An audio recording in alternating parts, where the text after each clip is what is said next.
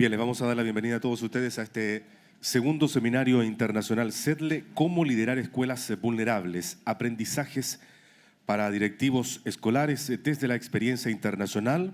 Este seminario está organizado por el Centro de Desarrollo del Liderazgo Educativo CEDLE, constituido por la Universidad Diego Portales, la Universidad Alberto Hurtado, también la Universidad de Talca y la Universidad Católica de Temuco, en conjunto con la Escuela de Graduados de la Universidad de California, Berkeley, y bajo el patrocinio del Ministerio de Educación.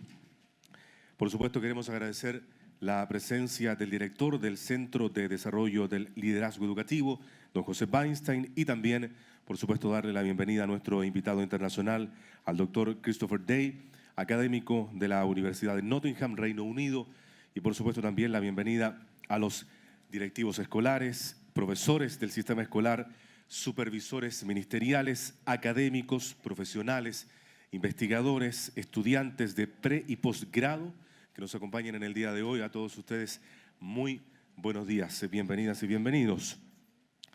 Por supuesto, para dar inicio a esta actividad, con este encuentro en este seminario internacional, vamos a invitar inmediatamente al doctor José Weinstein, director del Centro de Desarrollo del Liderazgo Educativo, académico e investigador de la Universidad Diego Portales.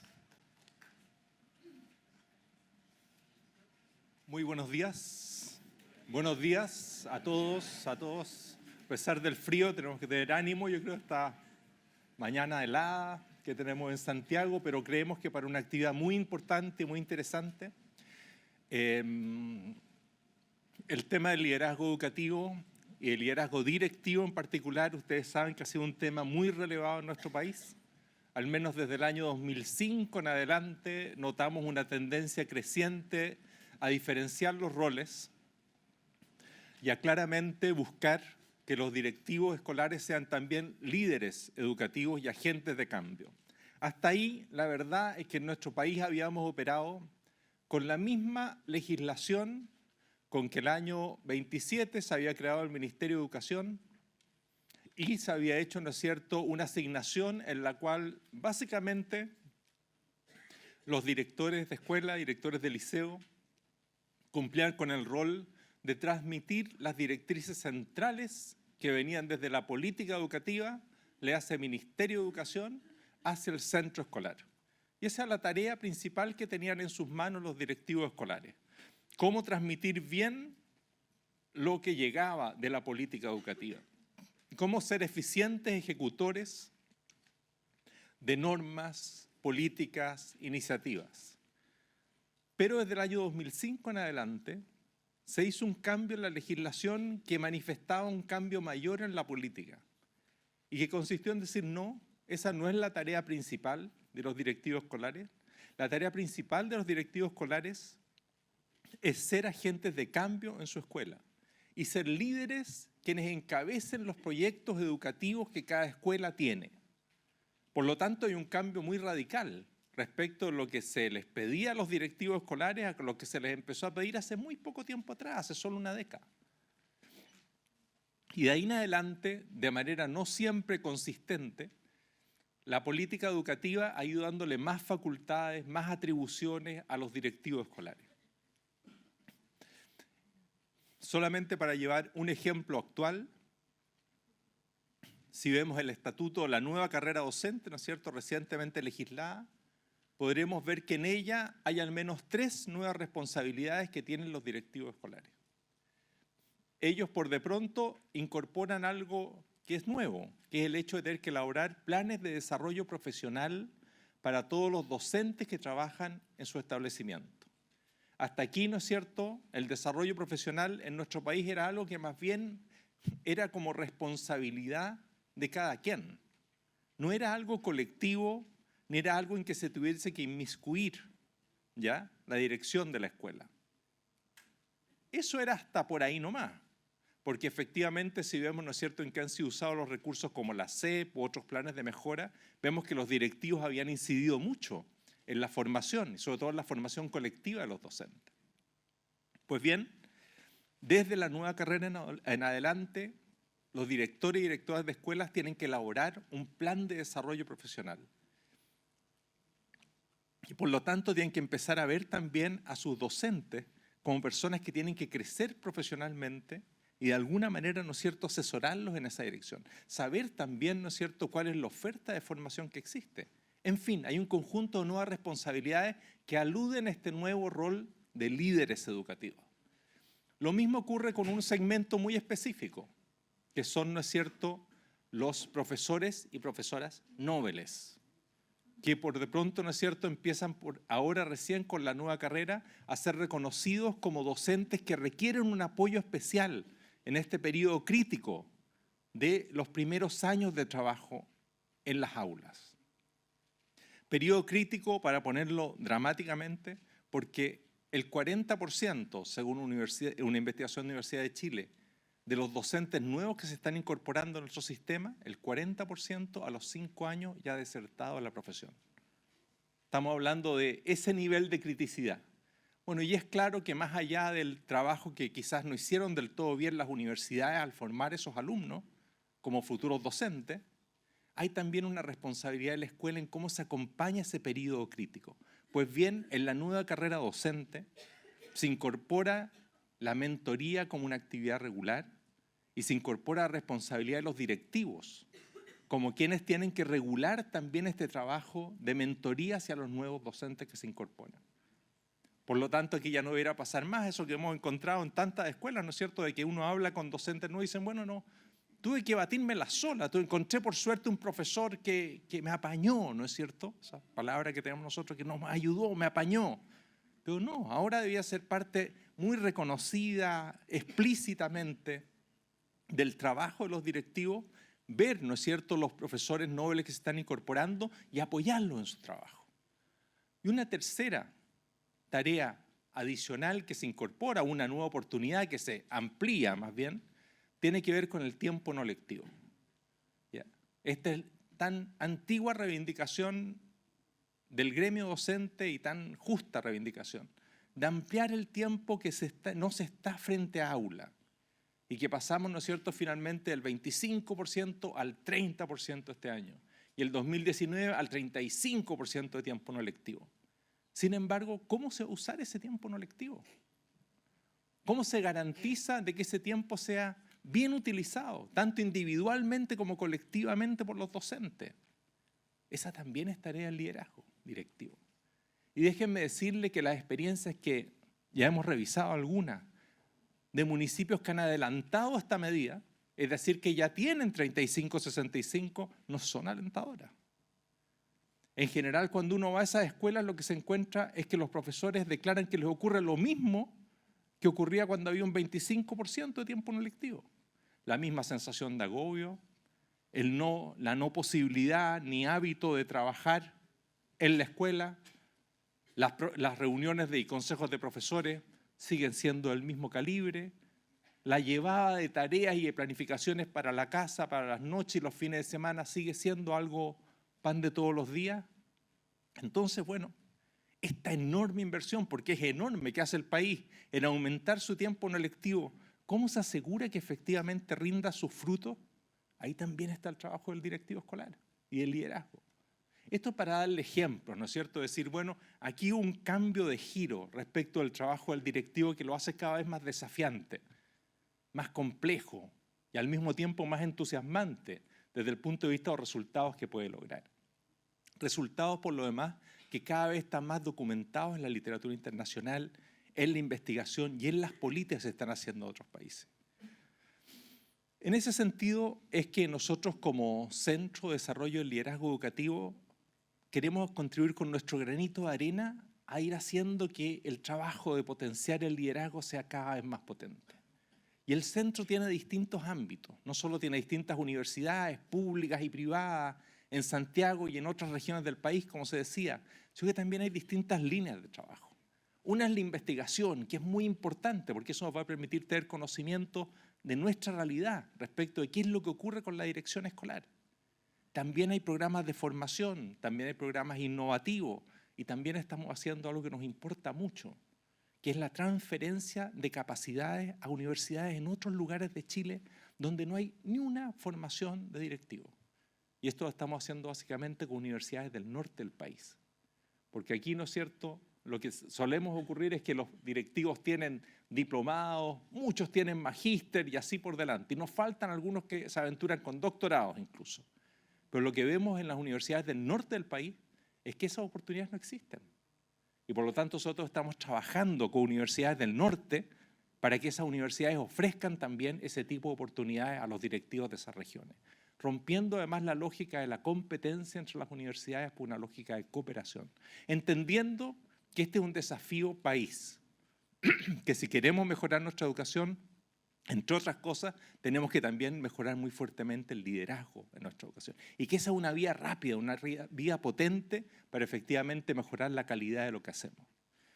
Dentro de estas actividades del CEDLE que les contaba, adicionalmente a eso nos hemos propuesto el debate y el traer conocimiento, experiencia internacional a Chile. Intentar traer todos los años distintos exponentes que nos pongan al día de lo que está ocurriendo en el mundo, de lo que se sabe sobre estas materias. El año pasado lo hicimos, ¿no es cierto?, con Rick Mintro, con Rebecca Cheung, con Judy Guarien Little, 3 destacados profesores de la Universidad de California, Berkeley, que es una de las universidades socias del CEDLE.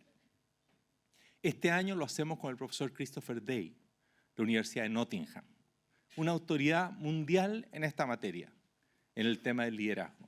Y adicionalmente a eso, y yo creo que muy complementario para su enfoque, también una autoridad mundial en el tema de la formación de docentes y el análisis del tema propiamente docente. Profesor Day ha trabajado en muchos ámbitos el tema, como ustedes van a ver, del liderazgo. Pero al que nosotros más nos llamó la atención es la inclusión del aspecto emocional dentro del tema del liderazgo, el aspecto de la dimensión más subjetiva de su trabajo como un tema relevante. Por eso ustedes van a escuchar en su exposición palabras como resiliencia, van a escuchar conceptos como confianza, como elementos que forman parte del trabajo central del director. Y ojo, que el profesor Day no abandona nunca, el foco en mejorar la formación de los alumnos como tema esencial del trabajo del directivo. Pero dice, para eso, junto a las capacidades y a las competencias en lo técnico-pedagógico, en nuestras palabras, se requiere también un trabajo en lo emocional, en lo afectivo, tremendamente relevante para poder sacarle partido a una comunidad profesional y para poder lograr que efectivamente los docentes, ¿no es cierto?, hagan una diferencia en sus salas de clase. Por lo tanto, ustedes van a ver, ¿no es cierto?, vamos a tener esa posibilidad de compartir con un académico de rango mayor que tiene, ¿no es cierto?, este rango, esta amplitud en su trabajo muy amplia, de tipos de temas que ha investigado. Yo les nombraba, por ejemplo, esos dos respecto a los directivos, pero también el profesor Day, por ejemplo, ha estudiado respecto a los docentes, lo que es la trayectoria profesional de los docentes. Es decir, cómo uno puede estudiar dentro de los docentes lo que es el inicio de la carrera, como yo les nombraba con respecto a los mentores, que ahora, ¿no es cierto?, podemos empezar a trabajar con los profesores nobles, pero él también ha hecho toda la trayectoria y ha estudiado cómo, ¿no es cierto?, dentro de 30, 40, 50 años de vida profesional, ¿no es cierto?, los docentes van perdiendo, renovando, cambiando sus energías, cambiando la manera de trabajar, nuevos roles que pueden asumir y así por delante. Algo que también deberíamos estudiar, por cierto, en el caso de los directivos. Profesor Day ha tenido la amabilidad, la energía, la vitalidad para acompañarnos en una suerte de pequeño tour por Chile, ¿ya? Como ustedes pueden ver ahí, ¿no es cierto?, esto partió en Temuco a principios de la semana. Ayer estuvimos en Talca, bajo un diluvio, ¿ya? Y hoy día, ¿no es cierto?, estamos en Santiago. Y esto corresponde a un esfuerzo nuestro muy genuino de que las cosas no queden aquí en nuestra capital. De asumir de verdad este tema de que Santiago no es Chile, que nos gusta muchas veces como eslóganes, pero que no lo practicamos mucho. Y por lo tanto estamos haciendo un esfuerzo con los distintos invitados internacionales, pero también con las distintas experiencias, a que también vayan a eso. Y déjenme decirles, porque yo creo que es importante que como santiaguinos tomemos conciencia de esto, de que cuando se va a estas otras regiones que la metropolitana, el entusiasmo, el interés, el agradecimiento a que estas cosas no queden solo acá para nosotros es gigantesco. Y ese cariño lo pudimos sentir también, creo, esta semana con el profesor Day. Quiero pedirles entonces para su introducción y su trabajo, ¿no es cierto?, durante esta mañana, gran atención, intentar sacar el máximo de provecho, tomar siempre estas experiencias internacionales como algo que hay que aprender para hacer las cosas mejor, más ampliamente, pero de ninguna manera para copiar. Aquí no hay recetas y no puede haber recetas porque la realidad de cada escuela es distinta. Ya nos contaba la gente en Temuco la realidad de las escuelas interculturales y cómo trabajar, ¿no es cierto?, muchas veces profesores que no eran mapuches con niños mapuches y la dificultad que eso tenía. Por lo tanto, cuando hacemos este esfuerzo de conocer lo que está pasando en el mundo es para reinterpretarlo a la luz de que lo que cada uno hace. No hacerlo sería un acto de ignorancia y de arrogancia de parte nuestra. Pero tampoco que nadie se engañe, aquí no se vienen a buscar las recetas porque esas recetas no existen.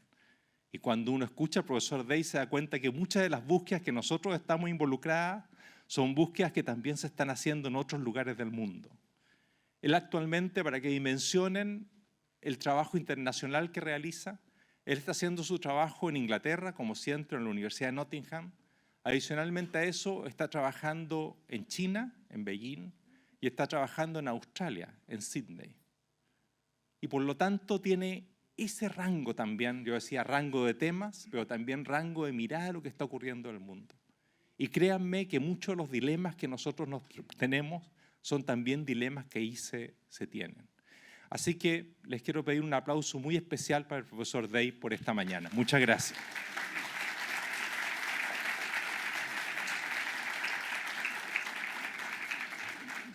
Bien, agradecemos las palabras del director del CEDLE.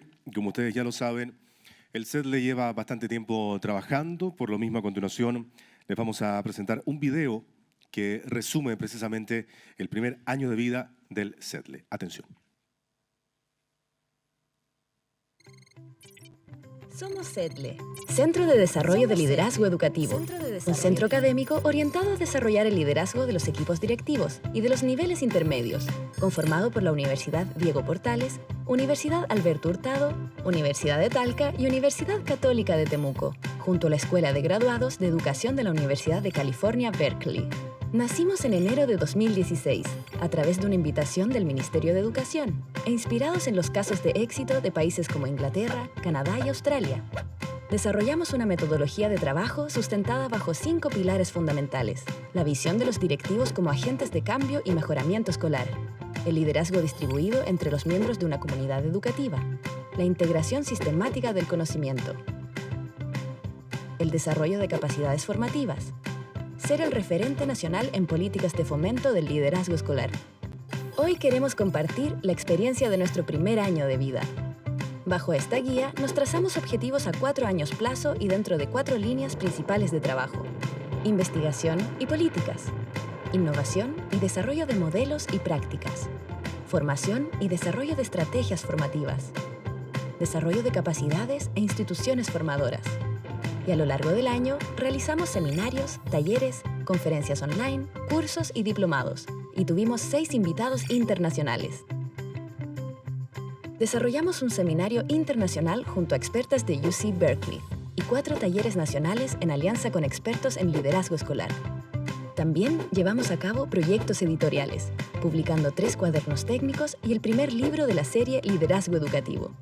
Estamos comprometidos con la calidad de la educación chilena y esperamos contribuir al desarrollo del liderazgo educativo para así tener mejores escuelas y liceos en nuestro país.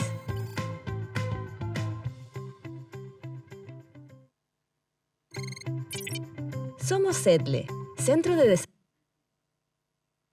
Bien, ahí estaba entonces lo que se ha hecho durante este primer año de vida del CEDLE para dar por lo menos una introducción al Centro de Desarrollo Educativo. Antes de dar comienzo entonces con nuestra conferencia e invitar a nuestro invitado internacional, entiendo que ustedes en la carpeta que se les entregó en la mesa de acreditación tienen una hoja. Esa hoja ustedes la pueden ocupar para realizar preguntas para nuestro invitado internacional. Esas preguntas se van a responder luego en esta especie de foro panel que vamos a realizar al final de la presentación de nuestro invitado internacional. Así que les invitamos a escribir sus preguntas. Luego parte de la producción va a ir retirando estas preguntas para hacerlas al final de la presentación. Voy a ir entonces con una pequeña introducción de nuestro invitado internacional para esta conferencia del doctor Christopher Day.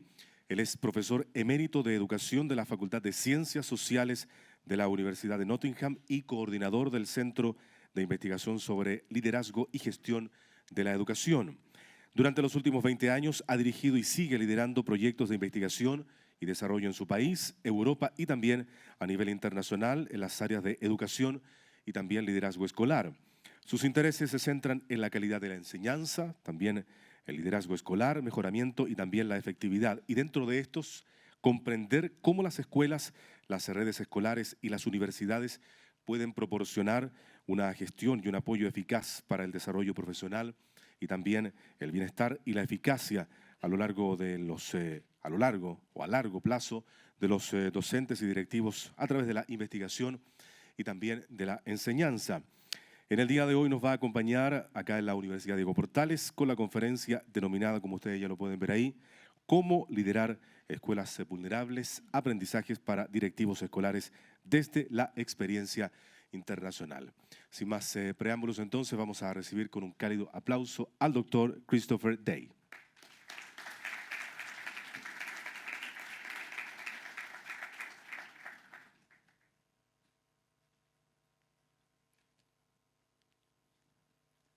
Buenos días. No, buenos días. Bien. Well, you can probably see that although maybe I only look 80 years old or 90 years old, actually from the introduction I'm 200 years old. You can also see that I love travel. So I spend my life in the air. And probably some of that is true, but hopefully not all is true. What is true is that I began my life as a classroom teacher, I trained as a teacher, and I still love teaching. Do you love teaching? Yes. Yes, yes, good. Even though over there, do you love teaching? Yeah. Yeah, it's Friday morning. Is this elective or non-elective time? Okay. And I say this at the beginning because the most important people in Chile, of course, are not in this room. Most of them will be in the school.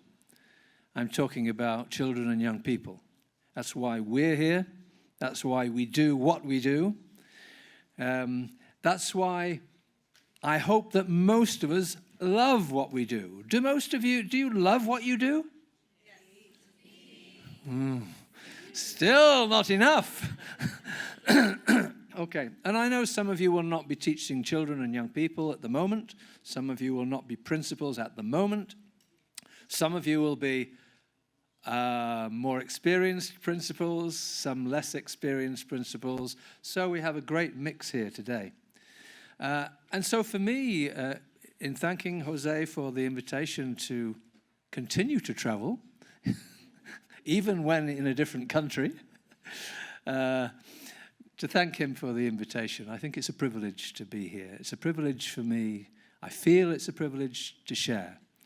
I feel it's a privilege that you've given your time to listen to what I have to say. So I'm going to do my best to make sure that what I have to say will be useful for you. And, well, I hope it is. If not, you can tell me so afterwards. But please don't walk out during the presentation. Now, there's one or two things I have to say. Because I've been allowed to travel, because I've met other groups of principals and technical directors and so on, I've been able to observe one or two things in general about them. Probably I've talked to maybe 600 now, and then another 200 or more here, so it's a wonderful, wonderful, wonderful opportunity. And we have several things in common, those people in Talca and so on, and I think you and I also. We're passionate about what we do. We've already established that. What we haven't said yet is that we work very long hours. What we haven't said yet is that the job we do is draining sometimes of the energy we bring to that job. And that's particularly true in schools which serve vulnerable or what we call disadvantaged communities. It's not that principals and others in those schools, it's not that they're too different in their passion and in their hope for education, in their insistence that all children and young people should have an equal opportunity in education. It's not that they're so different, you're so different from principals in schools in less challenging communities. But what is true is that not only to be at your best and to do well, and this applies to the teachers in your school, of course, not only do you need those values, those qualities, and those skills that those others in other schools have, but sometimes you need different ones, and sometimes you need more. For example, Jose mentioned resilience.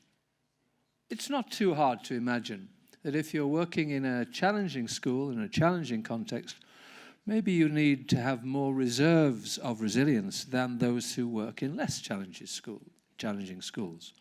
And so I'm going to share some of the my own research, but particularly the research of colleagues across the world. And I'm very lucky to meet people in different schools, in different countries, speaking different languages.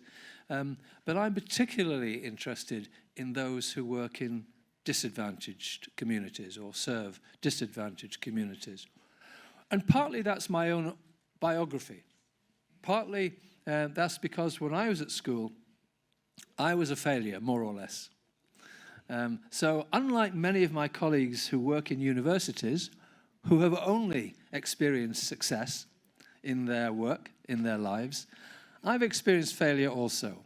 Actually, I continue to experience failure too, because I can never quite reach, and this will be the same for many of you here, I can never quite reach the expectations and the hopes I have for my own work with people like yourselves, or in your case, with the teachers in your school and with the children and with the community that your school serves. So we're all here, I hope, determined to remain lifelong learners, determined that our teachers, even those who have become a little cynical, maybe you have some skeptical, cynical teachers in your schools, maybe you have some tired teachers in your schools, maybe you have some teachers who perhaps do their best, but it's not good enough for the children. Maybe you have some teachers in your schools who don't even do their best. And there may be good reasons for that. So always when I'm thinking, always when I'm conducting my research, always when I'm in schools, and I go to many schools, and that's the privilege, and listen to what teachers have to say, and listen where I can understand the language to what children and young people have to say. And so I know that not all children, for example, well, you know better than I do, that not all children and young people are anxious to be in school every day. Is this true? Yes, yes. Even in some cases, it's hard to believe, I know, but even in some cases, some teachers are not anxious to be in school every day. Is that right? Is that true? Yes?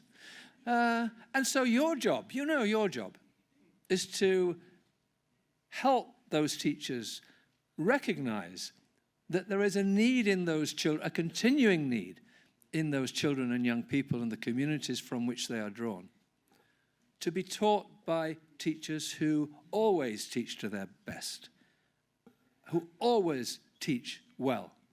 And in a way, that's the wonderful responsibility that you have, directly sometimes with the teachers and indirectly with the children and young people in your schools. It's a wonderful, as a cousin of mine once recently said to me in an email actually received this morning, we were talking about a research project on mental health of children in disadvantaged circumstances. We were talking about a project which we're doing with the National Health Service in England, looking at the relationship between physical activity in children and young people and motivation and engagement in learning. Interesting. So that these things are not separate, but together. And I just happened to say, and he said, oh, can you come to a meeting in 2 weeks or 3 weeks? I said, I think I can. I'll just check on that. I'm in Chile at the moment, and next week I'll be in China. And he emailed back and said, awesome. Wonderful. Well, sometimes it's wonderful, especially when you wake up here in Santiago in the morning for the first time in 1 week in this place to see blue skies. And the mountains and the snow on the mountains. Wonderful. Now you'll be thinking, well, this man here is just telling us stories. He's being anecdotal. Well, of course I'm being anecdotal. Of course, because the story of good teaching is important. And Jose said a little earlier as part of the introduction, he said to you, well, that I am very interested in the emotional aspects of teaching and leadership. Well, of course. Why am I interested in both the intellectual, the academic, and the emotional? Well, because teaching is an emotional as well as an intellectual job, isn't it? Leadership is an emotional as well as an intellectual job, isn't it? Where is the program to help you in your emotional development? Where is the program in your own school to acknowledge that teaching is an emotional act, an emotional process? If you don't attract the students, if you don't engage the students, if they don't recognize that you care about each one of them in the classroom, then it's unlikely that they will learn as much as they would otherwise. So teachers at their best have to exercise what we call the head, what we call the hand. The head is the intellect, the hand is the competencies in the classroom, and of course, the heart. And good teaching and teaching at its best, good leadership and leadership at its best, requires not just the knowledge, not just the competencies, but also the emotional. Some people will call it emotional understanding, emotional literacy, emotional intelligence. Daniel Goleman would say they're a little different, but basically they're all saying the same thing. And of course, because you invest, this word invest, again, it was used in a different context by Jose. The government is investing in improving the educational system. But actually the most important person in that system, except for the child, except for the teacher, is you. Okay? So you are every day investing. And in a way, it doesn't matter what the government does, what any government does in terms of its reform. It can improve the system. It can contribute to improving the conditions in the system. It can suggest, even mandate, changes in the way teachers teach. It can mandate changes in the qualifications that teachers have. It can encourage you, the important you, to attend seminars and programs and so on. But actually, it can't be in your school. It can't be in your classrooms. Sometimes it can't even be in your district. So there's a limit to what the government can do. Good, bad, indifferent, there is always a limit. That's why you're the most important. Because you are there in your school, you are able to influence every day. And you know, people come and people go. My job here is to try to influence you. But in 1.5 hours, we won't be together again. And maybe you'll remember one thing. Maybe you'll remember two things. Maybe you won't remember anything. But I can't do anything about that. So you are the most important person for your school and for your teachers. And now I'm going to start my presentation. In a moment anyway. Let me just make sure that I've said everything I wanted to say. Yes. Okay, good. So I'm going to talk about successful leadership in schools in challenging contexts. And I'm going to refer to some government reports, some international government reports like OECD. I'm going to refer to some empirical research by people in different countries, and I'm going to refer to research by myself and my colleagues, where it is relevant to this theme. So in 2014, according to the OECD, the challenge for Chile, and Chile has taken that challenge, I believe, under this government, so congratulations to Chile until the next election anyway, we'll see what happens. Raising the status of teaching.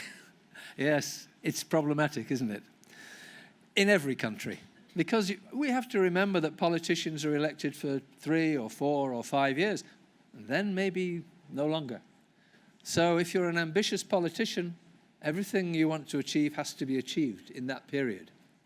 If you're an ambitious school principal, you have a little longer to achieve what you want to achieve. So raising the status of teaching by reshaping teacher career pathways. I'll talk a little bit about teacher career pathways as we progress this morning. Remedying the shortage of qualified teachers. And I'll talk a little bit about the qualifications, but also the qualities of teachers a little later. And you'll hear me give some figures about the quality of teachers that are recruited for schools in serving disadvantaged communities. And you'll hear me be a little pessimistic about that. And it won't just apply to Chile, it will apply to many other countries also. And then, as Jose said earlier, reducing the high attrition rates that hinder the ability of schools to provide quality instruction.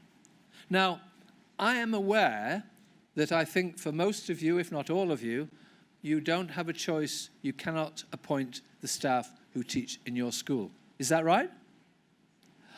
So your job is even harder than the job of principals in countries who do have the power to appoint the teachers in their school. And so I remember that as we move along in this presentation. Now, I've been talking now for, I think, 10 minutes at the very least. So I want to do a reality check. You know, reality check is, So I just want to ask you briefly at the moment, is what I'm saying so far, does it have some relevance to you at the moment? Yes or no? Oh, who said sí? Excellent. Thank you. Excellent. Thank you. Now I have a supporter. Thank you. Okay. So there are challenges in schools. The lecture itself, you can see, is divided into, thank you very much, is divided into 7 parts, including the conclusions. I'm going to spend less time on parts 1, 2, and 3, and more time on parts 4, 5, and 6, because really that will be the most, I think, relevant for you. But you will tell me that. Okay. So first of all then, leadership challenges, external contexts and their implications for change.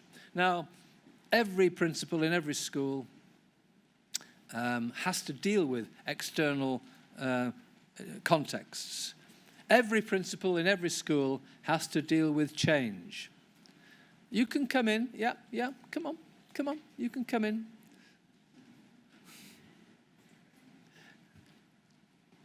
And sometimes we forget that in the everyday busyness of life in schools, the reality, if you like, of life in schools. Sometimes we forget that we are all of us in this room, quite explicitly, we're in the business of change. Because if we're in the business of learning, we have to be in the business of change. Because learning implies change. And so sometimes we don't have the opportunity to reflect on, well, exactly what change do we want to happen in our schools?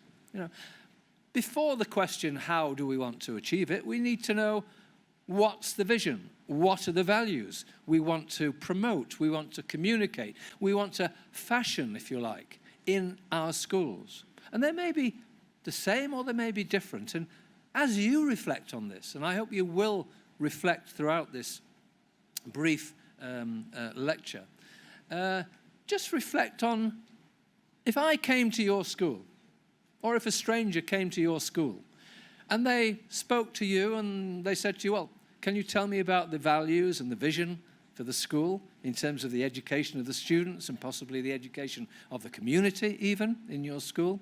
And you told me, and then I said, well, I'd like to talk to some teachers. And then I was introduced to some teachers. And I asked the same question to those teachers. And one teacher said, oh, I'm not quite sure. And another teacher said, this is the value here, but it was a different value than the one you had told me about. I would be worried about the quality of, and the vision and the values in your school. I'd be worried about calling your school a professional, for example, a professional learning community. I would question. I said, well, what's the first job of a principal? Well, the first job of a principal, an effective principal, is to ensure that the vision and the values throughout the school, first of all, are agreed by all who work in the school, and secondly, are carried out in the classrooms. You can see the values, you can see the vision in the way teachers work with children, the relationships they have with children, the relationships they have with each other, the relationships you have with the teachers, and important, the relationships you have with your community, with your parents. Particularly important for all schools, but particularly important for those schools which serve disadvantaged communities. And part of the reason that principals get tired, some principals get very tired, but all principals get tired. Part of the reason for this is that their work is a little different from the teachers. Teachers will get tired, teachers will get inspired, teachers will feel the pain, but also feel the pleasure of working with children or young people in their classrooms. But that's their job, is to do that. Your job is not only to make sure that the teachers work well and to their best with children and young people in the classrooms, but you also have to work with the government or the municipality. You have to work with the parents and the community. In other words, your job is more complex. It's not necessarily more important, although I think it is, but it's more complex. And so it's not surprising, because of the many interactions which you have to engage in, you have to succeed in, because I said earlier that we're all in the business of change. Well, if you're meeting with the municipality, if you're looking at government documents, if you're meeting with parents, if you're meeting with the community, if you're meeting with social workers and educational psychologists and so on, you are still in the business of change. So you have to know how to work with these people, not only with the children and young people that your teachers have to work with, but with this variety. And this variety of, we call them stakeholders, may have different interests because of their jobs or because of their values. So it's a complex job that you do, as you know, but it's also a challenging job. So let's look at some of these challenges, if we can find them.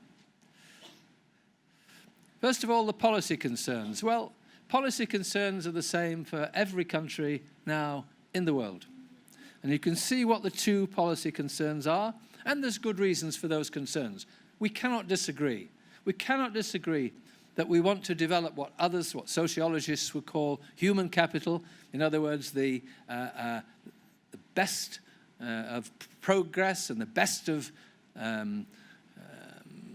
examination results, if you like, for our academic results for all our children, because it's important, because we're competing in the world, the economy. We have to have young people who can take jobs, who can be adaptive and so on, and who are highly qualified. That's very important, of course.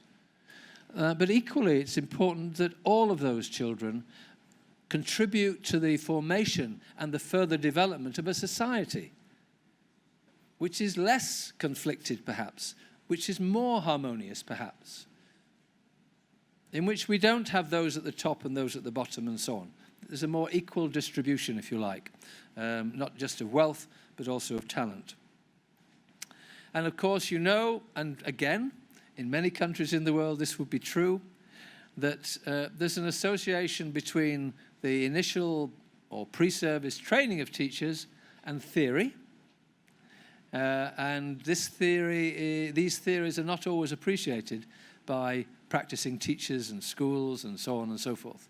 And in some countries, even governments, they say, well, you know, the work that is done in universities to train teachers or people who want to become teachers is too theory-led. And so in my own country, for example, most of the time spent in training for most pre-service or initial teacher training students is spent in schools. Of course, you would say, of course. But then on the other hand, we know that schools are quite conservative places. Too busy finding solutions, not enough time to examine the problems. Because it's immediate, because teaching in the classroom has an immediacy about it. If a child is restless, if a child is misbehaving, you don't say, I wonder which of 3 solutions I could use to help this child concentrate, because it's now, and that child may be interfering with the learning of others. You can see here that Chile maybe is, well, yeah, maybe then, at least a few years ago, was not doing too well in terms of equity in relation to other OECD countries. Not doing too well in terms of student attainment, but is getting better. Many countries, with very few exceptions, experience teacher turnover and teacher attrition. And I've just given you one example here from Chicago in America, but you could have the similar examples in other countries too. But the first sentence is the most important. Teacher turnover and attrition is driven by teachers' preferences for working with less disadvantaged students. So you remember I said earlier that it's more of a challenge for you in your school because you may have teachers there who are less well qualified than in other schools. And that makes your job a little harder. If you look positive, it's more exciting because you have a chance to shape and to influence, but it's certainly harder. I'm going to skip to part 2.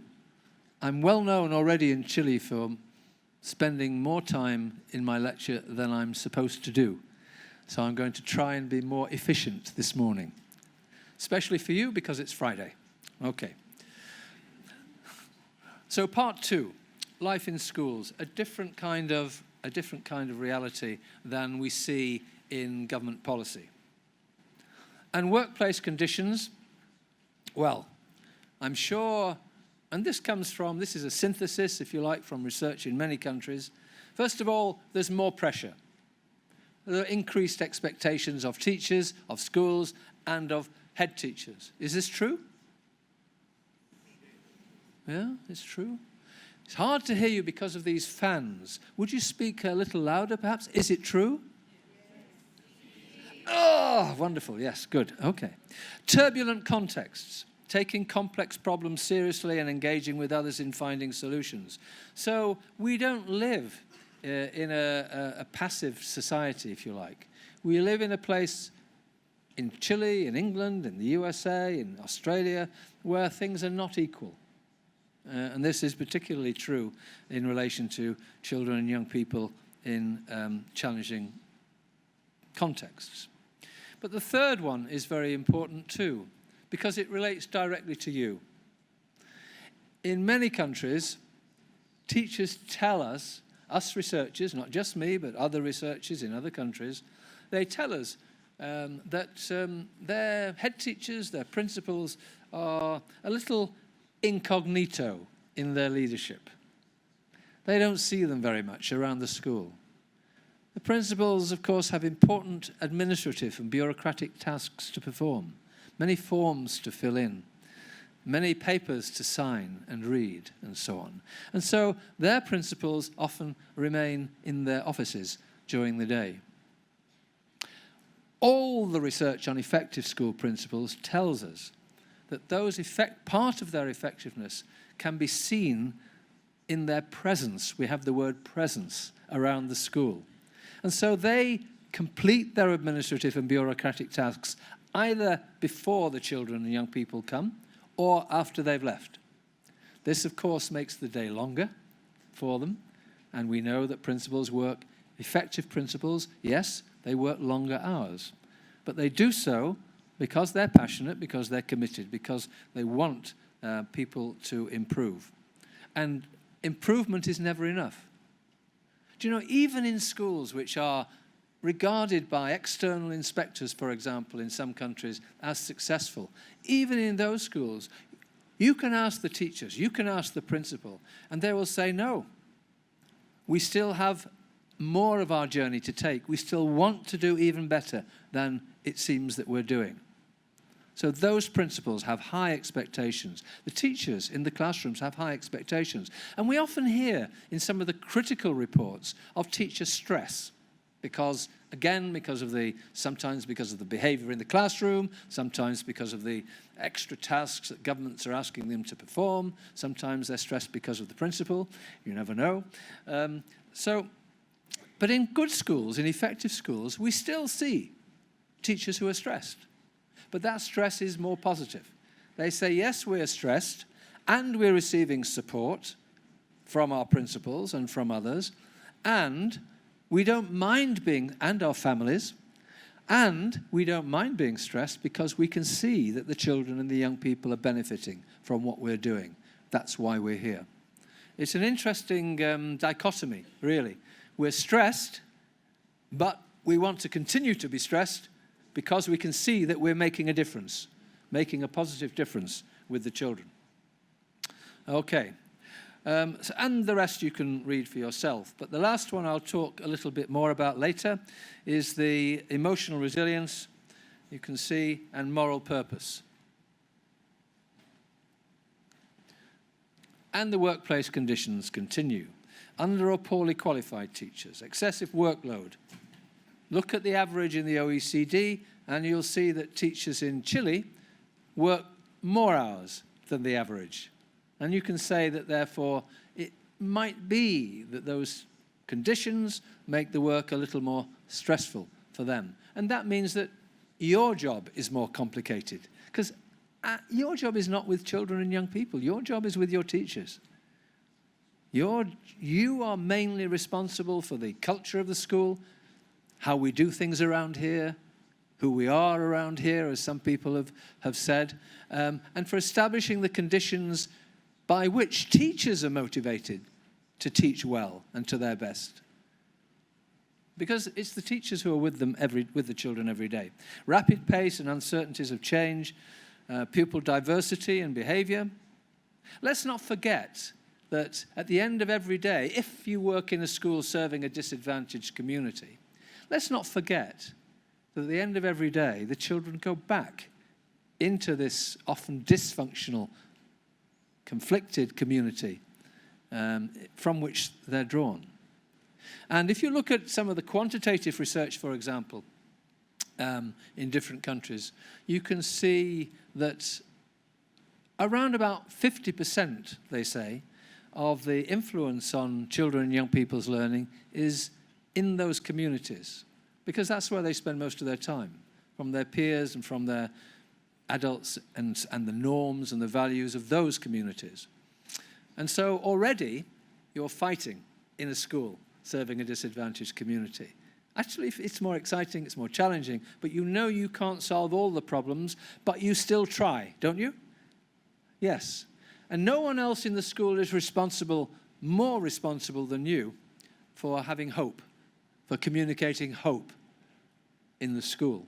You're the one person in the school who cannot go in the morning and say, I'm not interested in my job today. You cannot. You can't, can you? Really, you can't. Even if you don't feel you're interested in your job, you cannot.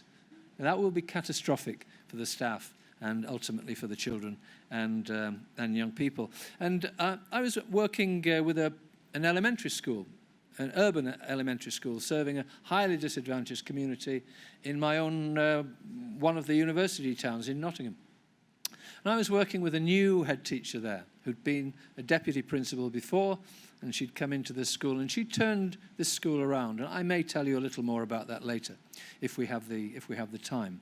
But the teachers in that school, when I was interviewing them, and I went in that school regularly for 3 or 4 years, because it was a fascinating case study of change and improvement and engagement and inclusion. And when that principal began in that school, she inherited a school which had very few resources, many windows broken, hypodermic needles in the playground. It was a drug culture in the community, very highly emotionally dysfunctional community, gun crime in the community. And within 1 year, there were no more broken windows and no more hypodermics, and the community supported that school, which made a big difference. She changed many things, including, of course, the teaching. But I may tell you more about that later. But for now, the point I want to make is that those teachers in that school, incidentally, she did not choose those teachers. When she went into that school, she inherited those teachers who had experienced failure. And 4 years later, the same teachers were there, most of the same, not all, but most of the same teachers were still there, experiencing success. That's the kind of influence you can have on your teachers, even if you haven't appointed them.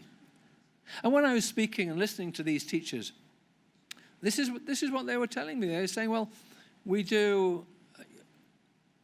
commit our whole selves to this job. But every day when the children come back after being with their families, perhaps running drugs and so on, with their elder siblings, every day we have to start again. Every day. And that's different from schools which serve less disadvantaged communities. Those schools do not, with most of their children, have to start again every day. And I can tell you of another school, in another serving another disadvantaged community, in which the teachers praised the work of their principal.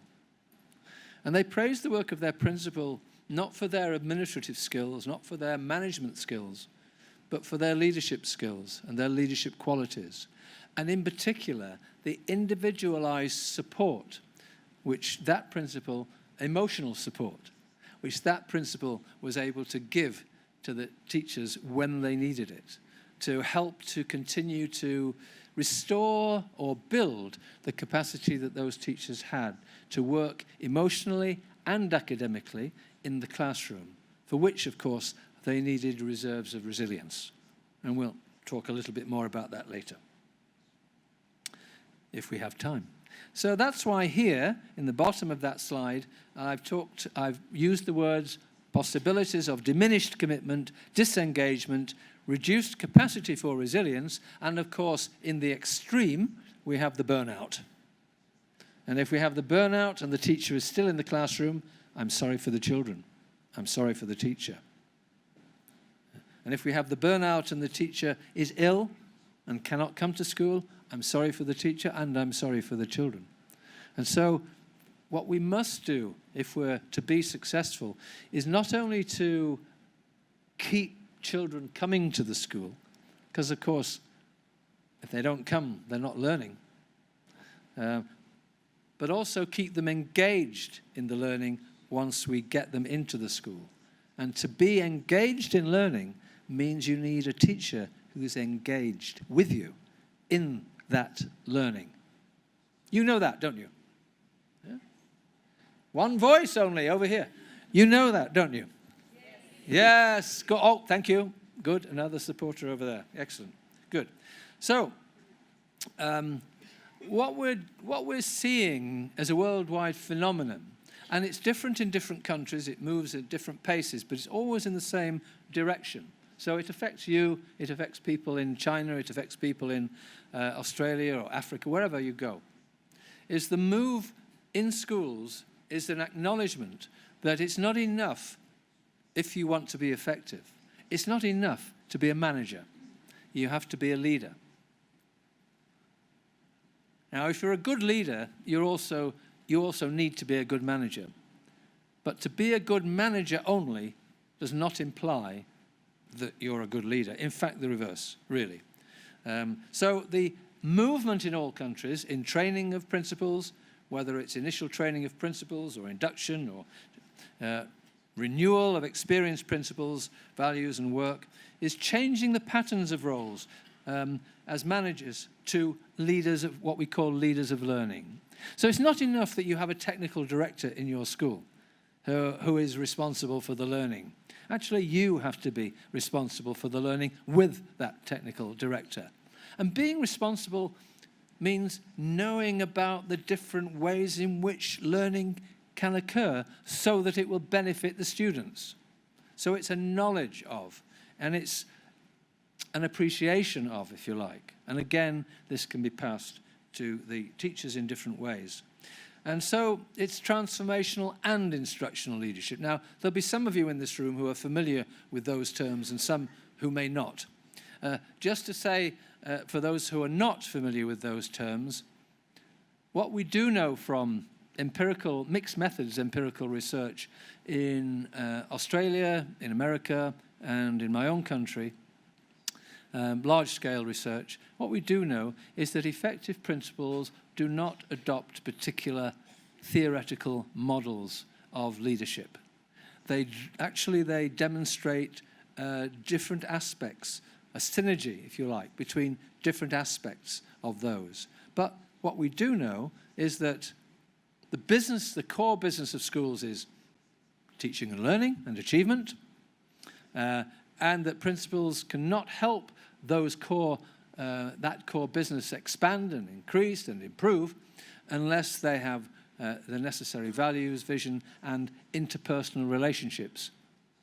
And if Jose had talked a little longer, he would have mentioned trust, or as the sociologists would say, social capital, when we talk about capacity building. And many of you will know from your own experience in your schools, both as teachers before you became principals and so on, you will know the value of a trust between teacher and teacher, between teacher and child, between teacher and parent, and between principal and teacher.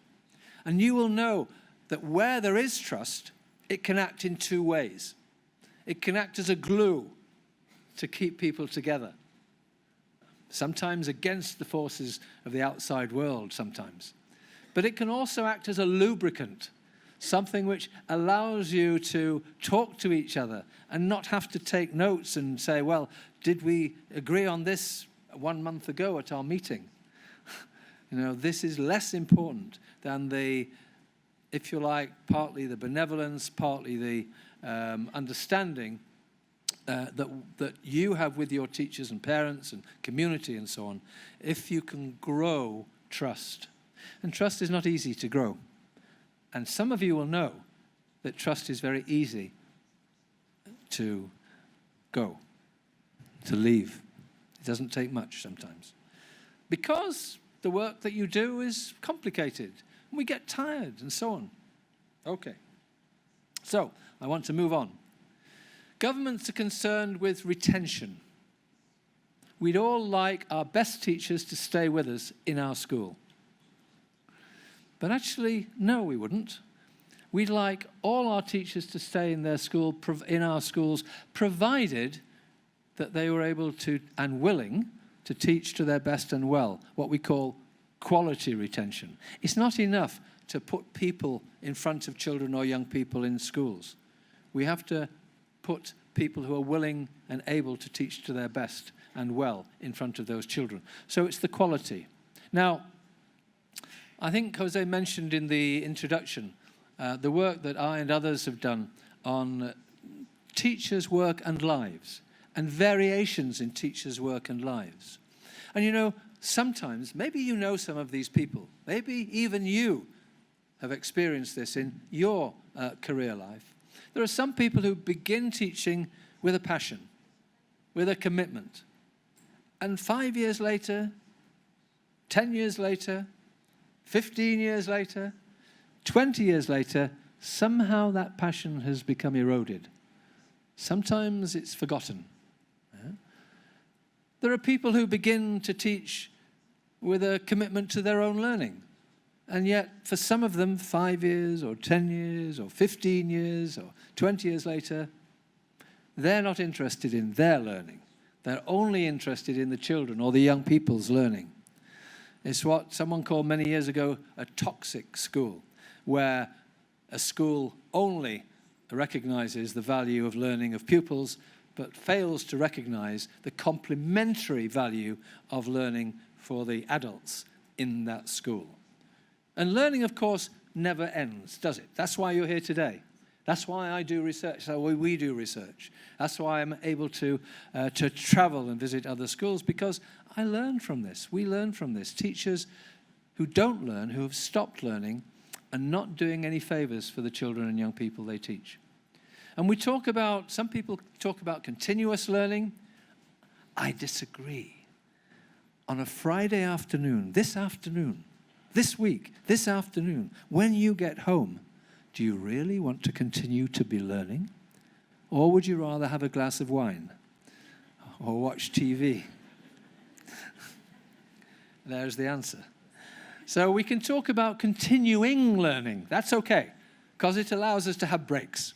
At least consciously we can have breaks. We can even sleep if we like, and we don't expect that we will learn when we sleep. Yeah? Now, it's partly a humorous point, but also partly a serious point. Because if you agree that life in your schools is complex and hard, sapping your energy, and that of your teachers, then part of professional development, part of continuing professional development, is to build time in some ways, so that teachers can relax. Not that so they continue to work hard, they can relax in a different way. Maybe they can read an article. Maybe that's part of professional development. Now, we said earlier that your teachers in Chile work long hours. And Jose mentioned earlier that some of my work, in fact, next week I'll be in Beijing, in China. And some of my work there. And so I know a little about the conditions for teaching and learning in some Chinese schools. How many hours do you think they work? I won't ask you, it's a rhetorical question. How many hours a week do you think Chinese teachers in schools work? Well, it could be 11 or it could be 12. 11 or 12 with the children, with the young people in classrooms. Now, of course, they work for 25 or 35 more hours. But with the children in the classroom, like your teachers, like teachers in England, we are the same, maybe 25 hours in the classroom. So what do they do with the rest of the time? Of course, there is a surplus of teachers in China, so we're not worrying about attrition or loss of teachers, no. And they're all civil servants, so that's another. So they all have quite high status, not quite low status, as many teachers in many countries do. What do they do with this other 10 or 12 or more hours each week? Do they go home? No. No. Do they work with other teachers? Yes.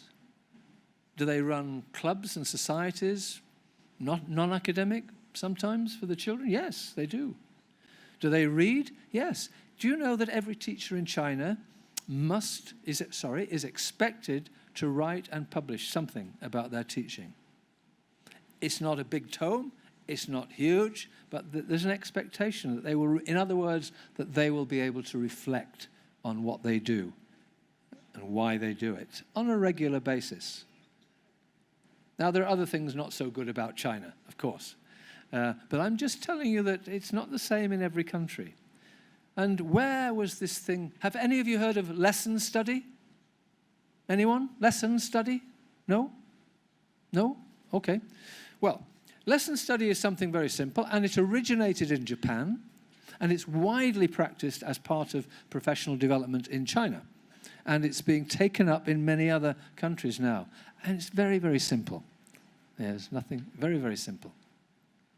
2 or 3 teachers get together, and one of those teachers plans their lesson. The other two teachers may help them or may just listen to the planning. And then those two teachers go and watch that one teacher teaching.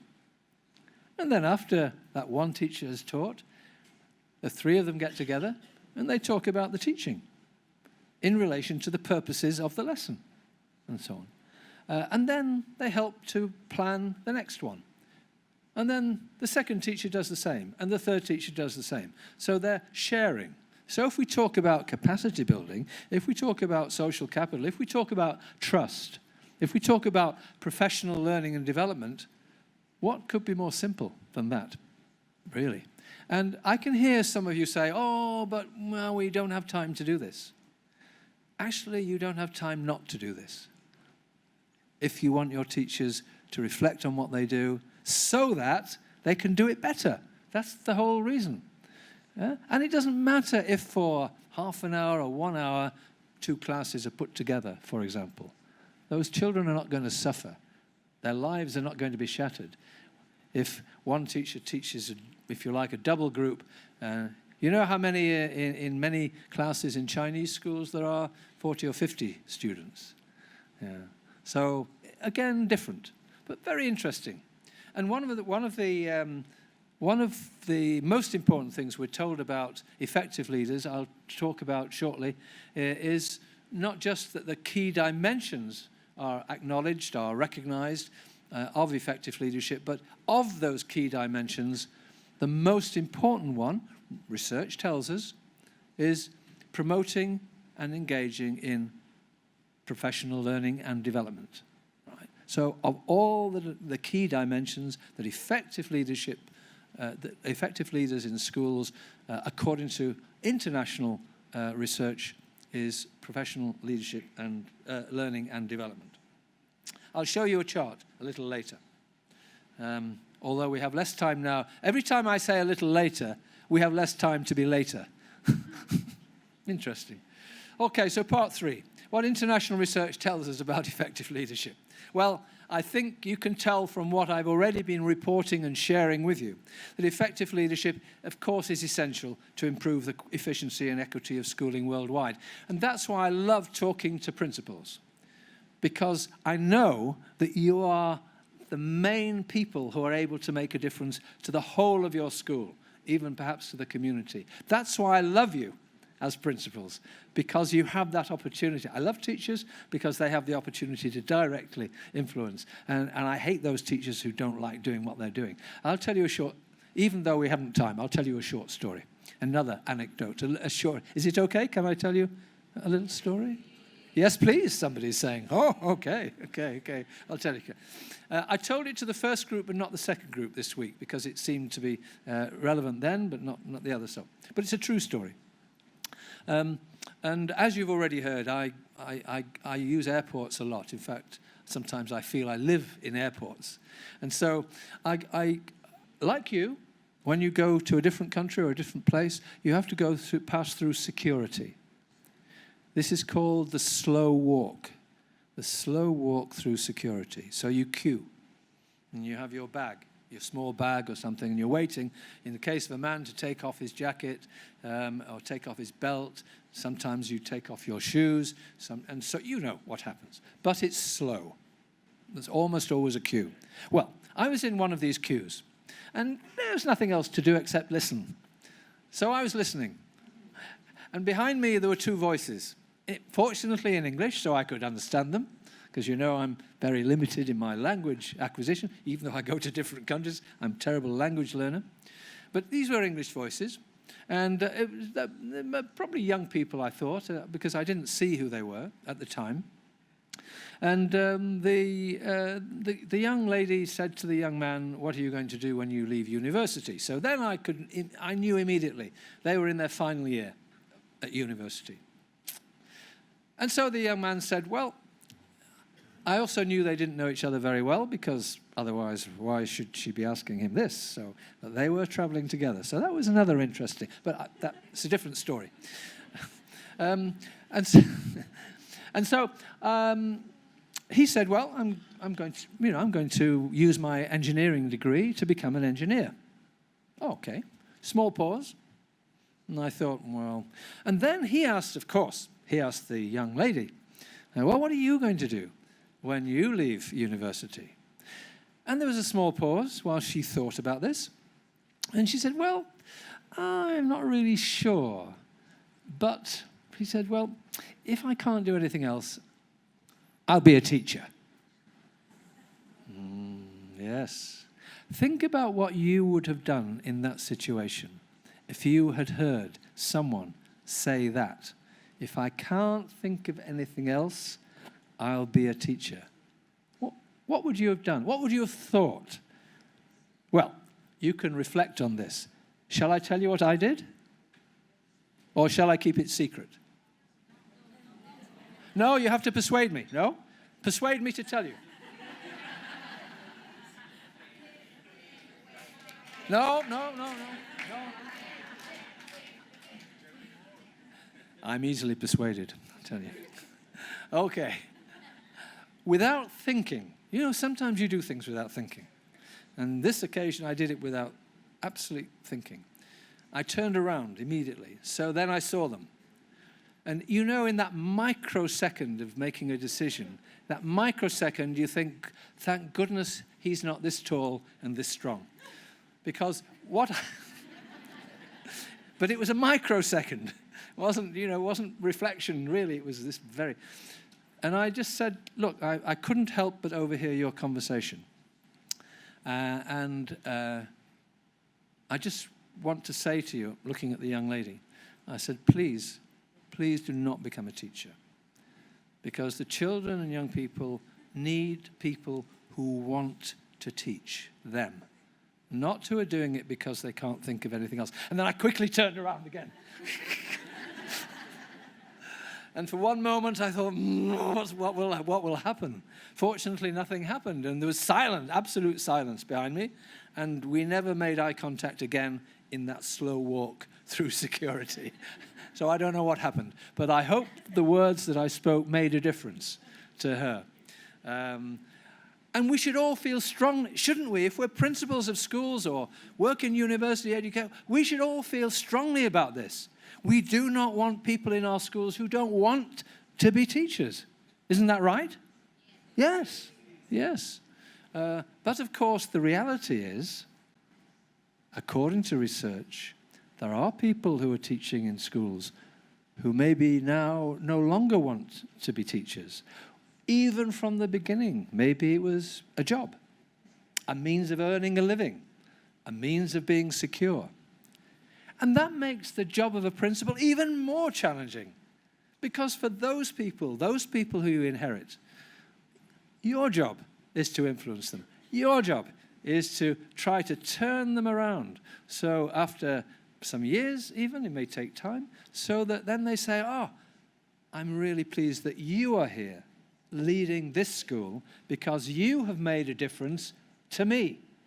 Just as a child in a classroom can turn to a teacher and say, I'm really glad I've been taught by you because you have made a difference to me.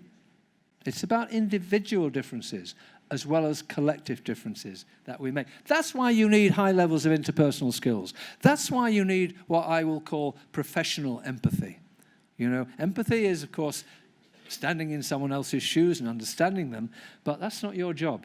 Well, it's part of your job, but the other part of your job is to act upon your understanding of them. And I call that professional empathy. It's not just understanding, it's acting on the understanding which you have. So, of course, you have to be very good at diagnosing need, like good teachers in classrooms. You have to be very good at making decisions and taking actions at the right time, in the right place, in the right way. What a wonderful life you lead. It's terrific, isn't it, really? Even though sometimes we all make mistakes. Sometimes we don't always get it right. Sometimes we get it wrong, even. But we still continue to try, like every good teacher in a classroom. Okay. So as far as we're aware, according to Ken Leithard, one of the most eminent empirical researchers on effective leadership in secondary schools, as far as we're aware, there's not a single documented case of a school successfully turning around its pupil achievement trajectory in the absence of talented leadership. Are you all talented leaders? Oh, no modesty then. Okay. Let me. No, I won't ask it again. No, it's not fair. It's not fair. Okay. And of course, as myself and my colleagues, but many others around the world have found that school leadership is second only to classroom teaching as an influence upon pupil learning. You already know that. So this is confirming what you already know, I think. Now, how do you define success? Well, what we know is that effective leaders, that is, leaders whose schools improve, don't only define success in terms of the growth of human capital, if you like, or academic attainment, but they also define success as good citizenship, a secure sense of identity in pupils. You know, if you teach in a school in a disadvantaged circumstances, it's likely that many of your pupils will have a very low sense of identity, very low self-efficacy, very low expectations of themselves as students in schools. And so good, effective leaders focus on this. Okay, I've talked about that already. Are you with me there? Good. This one just emphasizes the pedagogical leadership, which is part of effective leadership. Without an understanding of the knowledge necessary for teachers to teach well, content knowledge, general pedagogical knowledge, content-specific pedagogical knowledge, curriculum knowledge, and knowledge of learners, school leaders will be unable, according to Jim Spillane and Karen Seashore Lewis, will be unable to perform essential school improvement functions such as monitoring instruction and supporting teacher development. And we know in your own country, even now as we speak, there are developments in the means by which you can use classroom observation as a tool to help teachers improve what they do. Help, in other words, students in their learning through the improvement of teachers. So it underlines the importance of the knowledge of pedagogical leadership for all principals, not only their technical directors, if you like. And then there's a third model. Now, I'm going to show you a picture, because I know that some of you already will not be listening to my words anymore. I suspect this is the case. I would probably by now have a long blink, so my eyes might have started to close a little. I hope nobody, but you know, those people over there know that I can't see them very well. They know that. Yeah. And it might be that that's why they chose to sit where they're sitting. So I have not to Thank you. Good. Yes, give everybody a wave. Everybody a wave, please. Yes, thank you. Wonderful. Okay. So I'm not going to be cynical about you anymore. I know that you're paying attention. I know that you're engaged. Okay. But I still think you need to see this picture. Now, this picture relates to this claim.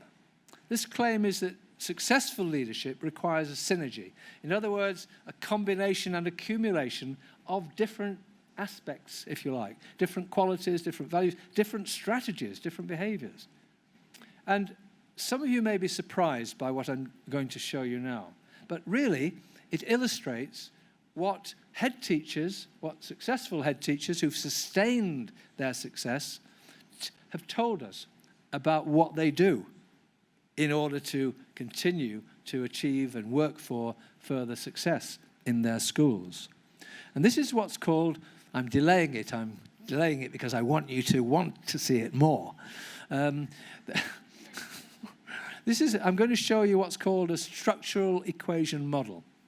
Now, all that means is that the answers to several questions by a lot of people are analyzed in using statistical techniques. And when you see this, you'll see that there are, I'm giving it away now, there are boxes there, and there are lines which connect the boxes. If those lines were not statistically valid or reliable, if you like, you couldn't have this model. So you will see lines, but you will also see some figures at some point in those lines. It might be 0.1, it might be 0.4, it might be 0.8. But all of those relationships which you will see are statistically significant. some more than others, but all of them. And this is relating what you do, if you're successful, over time, in different ways, to achieve the success in your school. Oh, I wonder if I have it in this. Oh, maybe I don't have. Maybe I can't. Well, there it is. There it is. Yes. Now, of course, you can reflect on this because you have it in your packs. Some of you may not be able to read this very clearly. It doesn't matter for now. But it just tells you the huge number of activities in which successful leaders engage. This is for secondary, but also is very, very similar for primary schools. Yeah? It's a lot, isn't it? And you can also see that all of those boxes, incidentally, are just headlines. Behind each of those boxes, it's like a newspaper. So you're reading different headlines here. And if you want to read on, you have to look behind those boxes because there's more data, more information, if you like, there. And if you look at this table here, or this structural equation model here, which is also known as a predictive model, because you can construct this, it means that you can predict that successful heads will all engage in one way or another in all of those activities. Now, if you look at the line running through the middle of that whole box, from, if you like, red to blue to kind of green to yellow, you'll see that's the only direct relationship that you have in what you do with pupils and their academic outcomes. And all of the others are indirect relationships through what you do, right? But what's interesting is in that line you can see that attendance, of course, is important.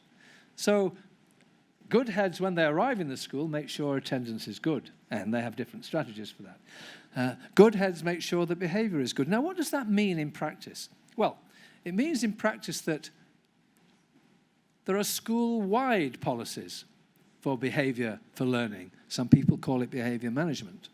I call it behavior for learning because what's the point of behaving if you're not learning? Or of changing your behavior if you're not learning? Right? So there are school-wide policies which are owned by the teachers. They have a say in it. So that when a child or a young person experiences a different teacher or moves into a different classroom, then they know that the rules for behavior are going to be consistent.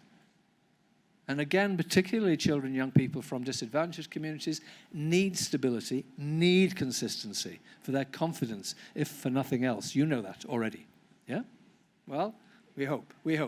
Now, you can ask yourself in your own school, just to go around, just think about walking around your school.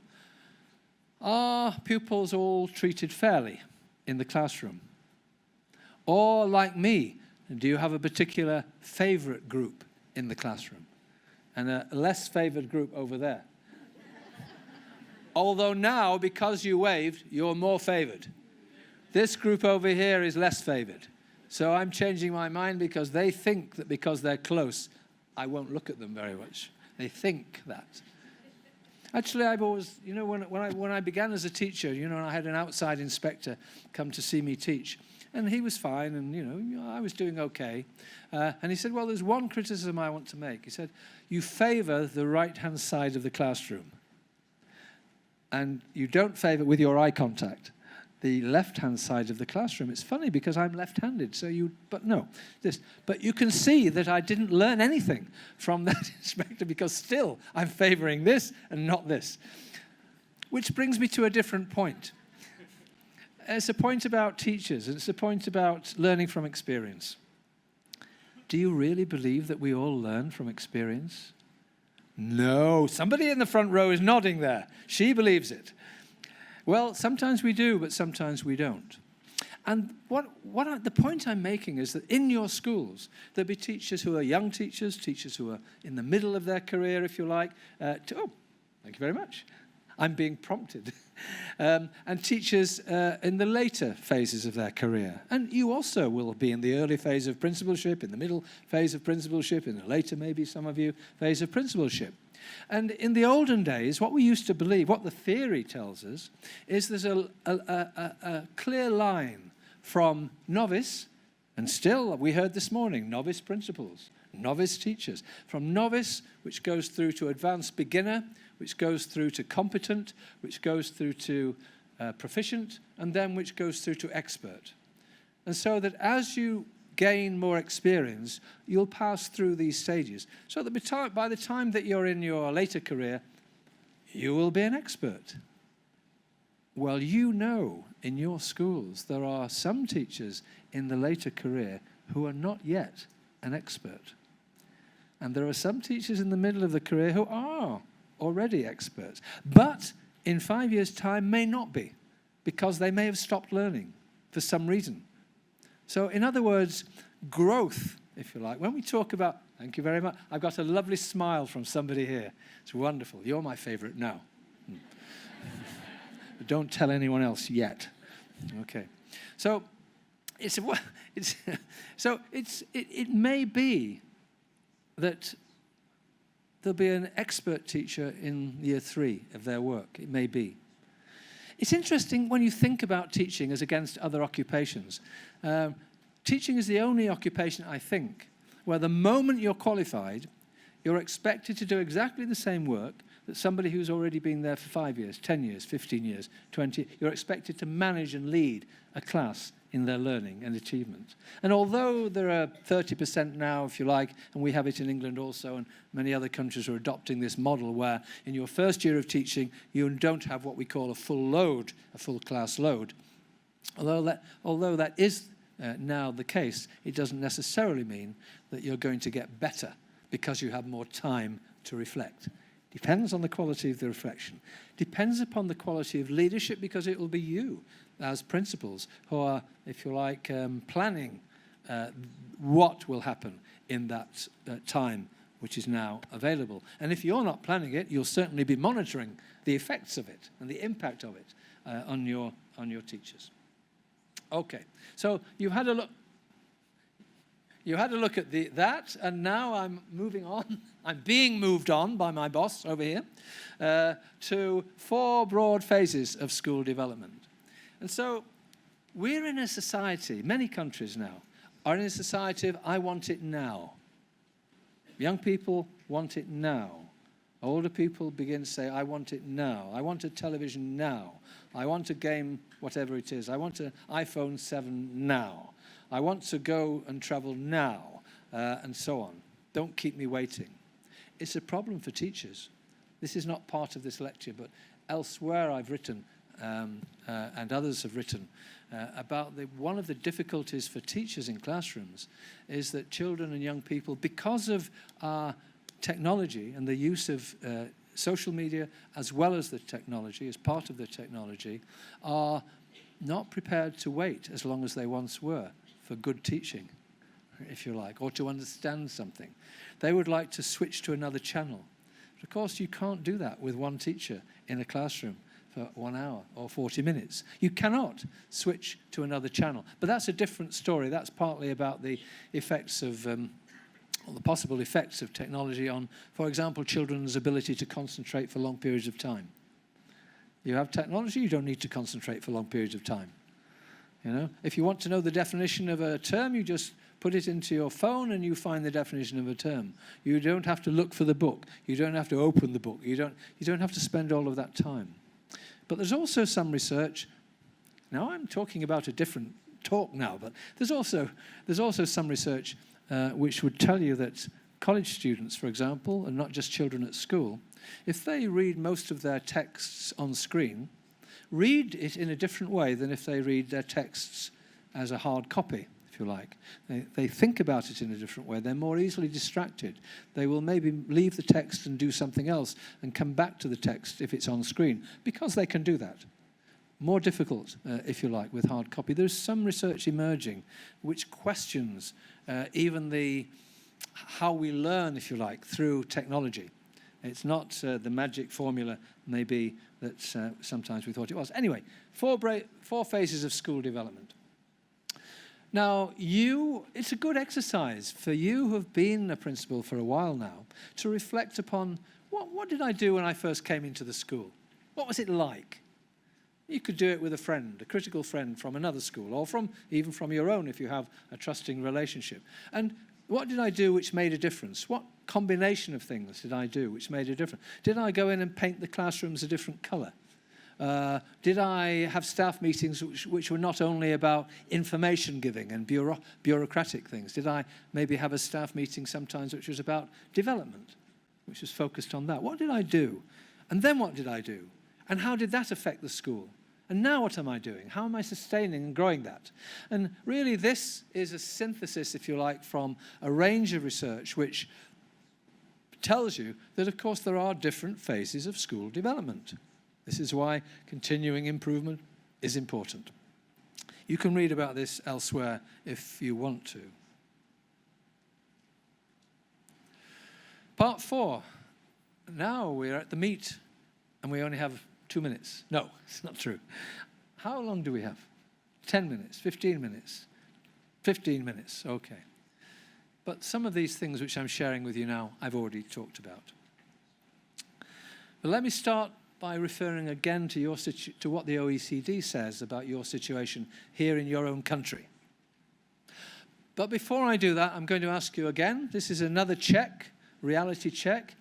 Is what I'm saying still relevant to you?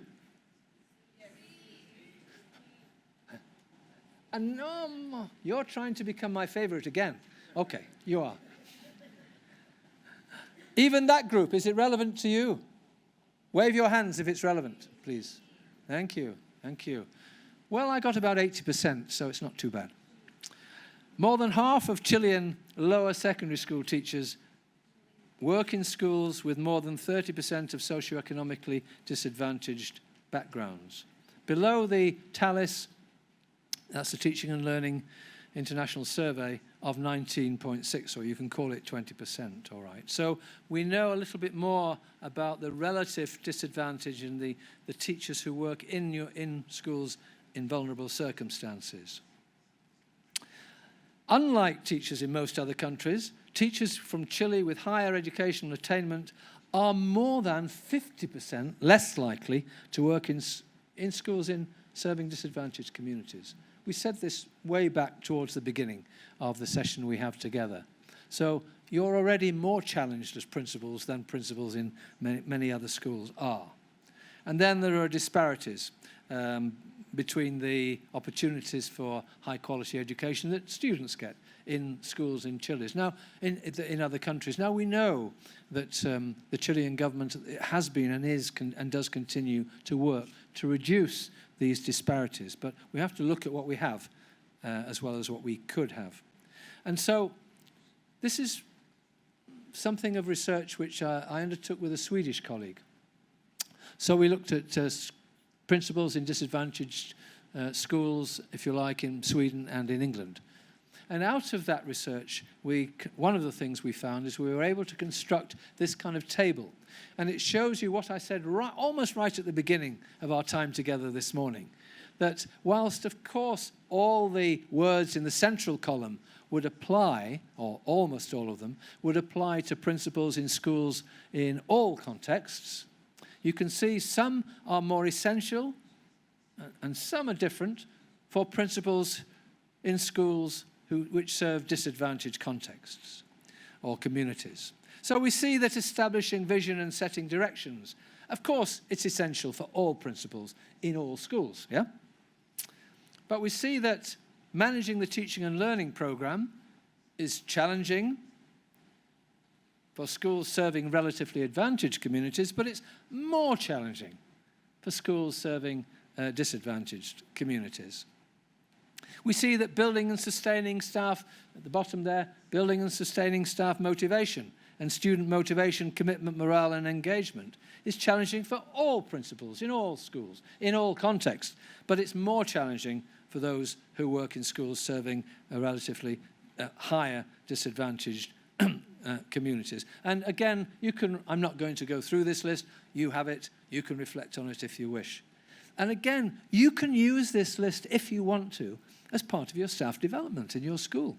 Don't keep these things to yourself, please. Select what you think is important and then share it with your staff for professional development purposes. So emotional literacy I've already talked about. You have to keep up with me now. When positive emotions are in short supply, people get stuck. They lose their degrees of behavioral freedom and become predictable. So if I don't feel right, if the work of a teacher in my classroom has become emotional labor, where I don't really want to be there because it's too difficult for me to be there for different reasons, then it's likely that I'll be predictable in what I do. Now, you know that teaching to your best and well is a risk. It involves risk. It involves an element of unpredictability because you don't quite know what the answer is going to be if you ask a more open question, as against if you ask a more closed question.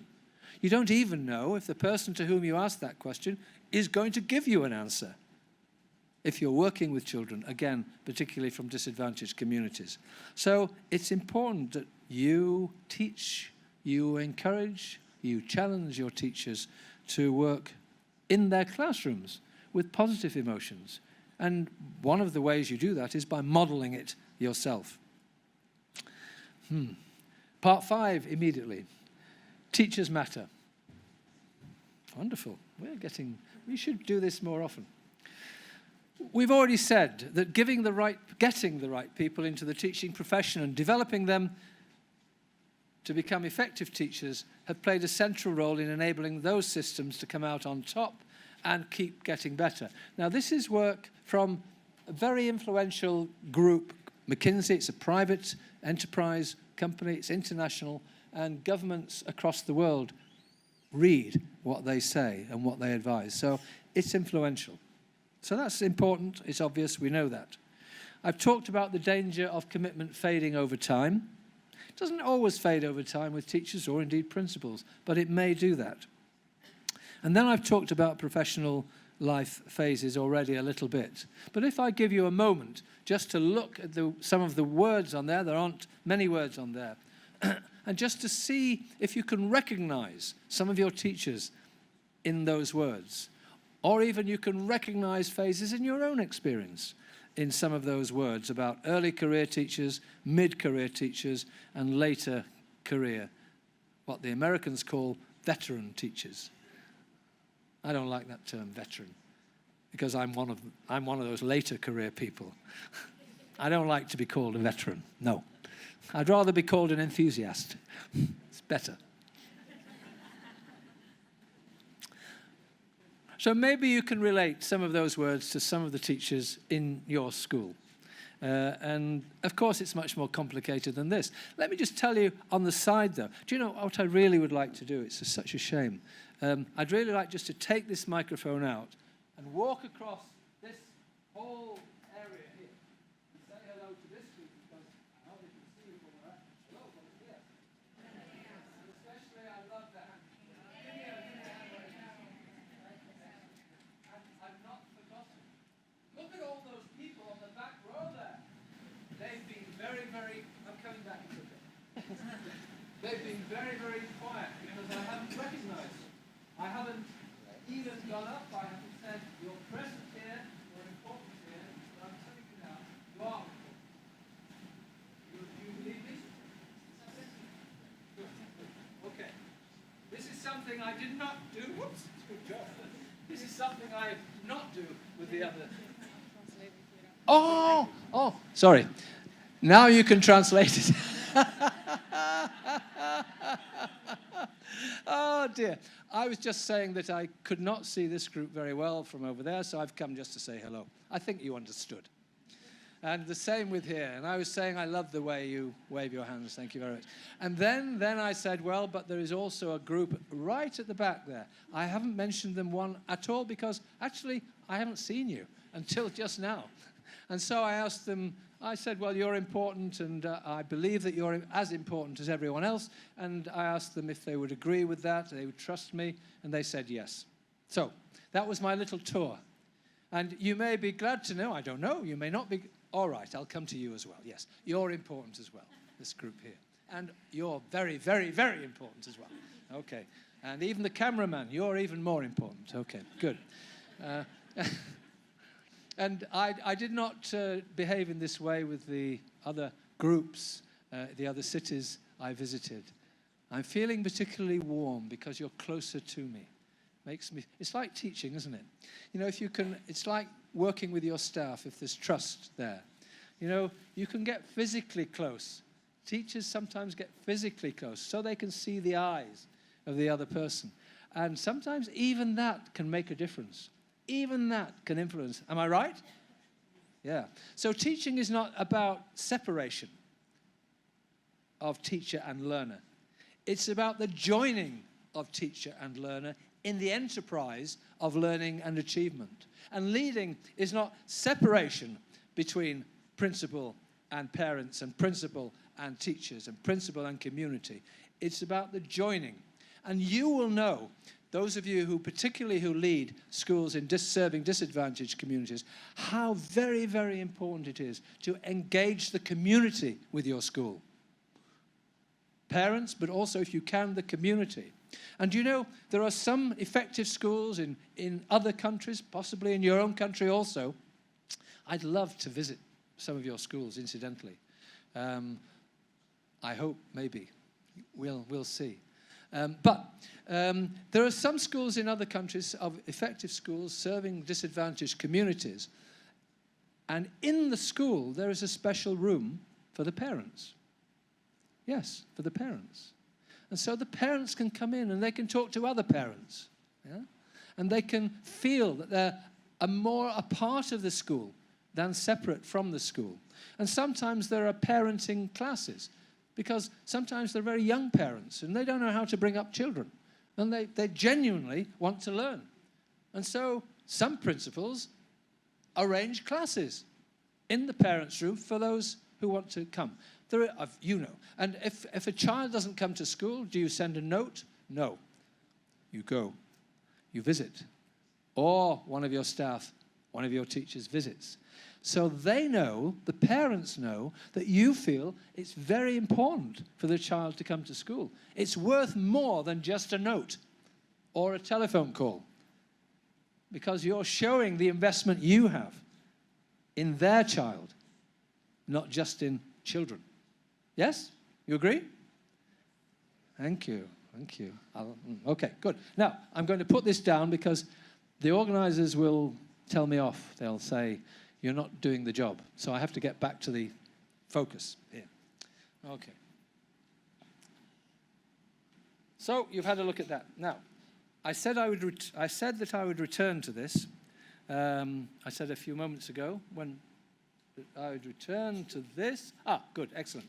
These are the 5. If you look on your right-hand side, or you can look at the paper you have in front of you, you can see that this is work by the New Zealand Ministry of Education, and it's what's called a best evidence synthesis of the work. And these people, led by Viviane Robinson, put together about 19 or 20, some in the region of 19 or 20, quantitative studies of effective school leaders internationally. And then they analyzed them. We call it a meta-analysis. They call it a best evidence synthesis. And out of that meta-analysis, they identified 5 key dimensions of leadership. You'll see this in those horizontal bars. And as I told you earlier, you can see that those horizontal bars are associated with each of those 5 key dimensions. I'm not going to read them, but there are figures between 0 and 1. And we call those effect sizes. In other words, what's the impact, what's the effect of engaging in one or other of those key dimensions? Of course, they all engage in all of those key dimensions. But you can see the one, 0.84, how big the effect size is. And that's the one promoting and participating in professional learning and development. So you can see the huge difference an emphasis on professional learning and development can bring. And when we talk about professional learning and development, we're not talking about going on a course or going to a conference. We're talking about in-school professional learning and development. Teachers can lead other teachers in professional learning and development. You can lead other teachers. You can engage in lesson study. You can engage in mentoring, you and your colleagues. It doesn't have to cost money It may cost a little time sometimes. Yeah. But many of you will do that already. But be encouraged by this kind of information, this kind of data. Teacher commitment counts. Very, very quickly, because I know I am running out of time. Positive influence. Oh, no, let me tell you a little bit about one thing I want to tell you about commitment. Yes, one thing I can tell you about commitment is we often use it, don't we? In our teaching as a profession, we say, well, committed teachers are likely to be the best teachers. Committed principals are likely to be the best principals. We use commitment a lot, don't we? We do, yeah? And it's a qualitative term. Well, I can tell you that in a large national mixed methods project, that is a mix of quantitative with the qualitative research, where we looked at measured pupil outcome results from tests and examinations over a 3-year consecutive period, being taught by the same teacher, right? So different groups, but they had the same teacher teaching them. When we looked at the progress and attainment through tests and examinations of those students, what did we find? Yes, we found a significant statistical correlation between what the teachers said about their commitment over a 3-year period and the measured progress and attainment results of their students. Yes. So it's not just a story about commitment. Yeah. There's more evidence, more statistically significant, credible, if you like, evidence about the relationship between levels of teacher commitment and levels of student achievement. I wonder if there's I don't know, there may be some evidence about the effects of your commitment on your teachers and their willingness and ability to teach well and to their best. I don't know. I don't think there's been any research on that. You can see, therefore, that leadership influences are very strong, 76%. You can see that colleagues' influences are very strong, 63%. And you can see what's amazing, 95% of those 300 teachers in 100 schools, this is what this is based on here, said it's our homes which we rely upon, or our societies, if we belong to a club or a society, which we rely upon to support us in our work. That's amazing. Governments cannot provide this support.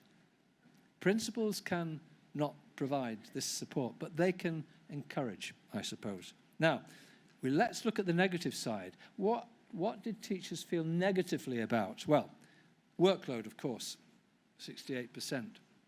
Pupil behavior, of course. That's why behavior management or behavior learning policies, as I said earlier, are essential, particularly which are agreed and carried out, are essential, particularly for schools serving disadvantaged communities. And then, of course, leadership can also be a negative as well as a positive. And that's why I love leaders, but I love those who lead well better than I love those who do not, as it were. Whoops, why are we going that way? Okay, so I'm moving very, very quickly now here. Trust. I have to talk about trust because it's the favorite subject of Professor Weinstein here in the front row. He loves trust. He works on trust. He writes about trust. He writes well about trust. And he even models trust. So, trust increases job satisfaction and effectiveness. Factors that have the strongest influence, according to European research, upon job satisfaction are trust and fairness in the workplace, followed by a sense of community. Do you have this in your school? Sense of community? Meaning of work. Do teachers feel there is a meaning in what they do? Resources and work privacy conflict. This is work-life balance, always a problem. Why trust is important? Well, it's the foundation upon which social capital is built, and of course that's related to our human capital. That's what we call personal achievement of students in schools. Vivian Robinson, again, using the work of Bryken Schneider in Chicago elementary schools, in which they found that the one common factor between schools which improved their maths and English results of their students over a 5-year period was relational trust.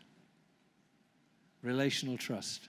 There are other factors, but the one common factor of those 100 schools, of the 300 schools which had improved over that period of time in maths and English, was trust. There are lots written about trust, and I commend it to you. Now, how do we know if trust is there? Well, if you look at this here, you'll see that it tells you about the use of authority by the principal and the area of freedom for teachers and leaders. And what it's basically saying is that as trust is built, so the areas of freedom grow. There's a phrase used a long time ago, which I'm going to revive here now. It's a principal in a school who wants to have power with rather than power over teachers. Actually, it's the same in the classroom. We aim to have power with children and young people in their learning, not over. We don't want to keep telling them they have to learn this. We don't want to keep telling teachers, you have to do this. We want teachers to work with us and for us to work with them. So you can, again, analyze that. When we first meet somebody, and reflect upon that with your staff, if you like. When we first meet somebody, we don't necessarily trust them. We need evidence. We need to have what we call information to lead to informed trust. So we exercise provisional trust. So when you're first meeting me this morning, you're saying, well, okay, for 1.5 hours, we'll trust this man. We don't know him.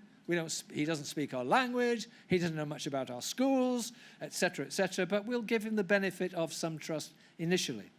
By the end of 1.5 hours, you've realized there was no evidence that I can be trusted.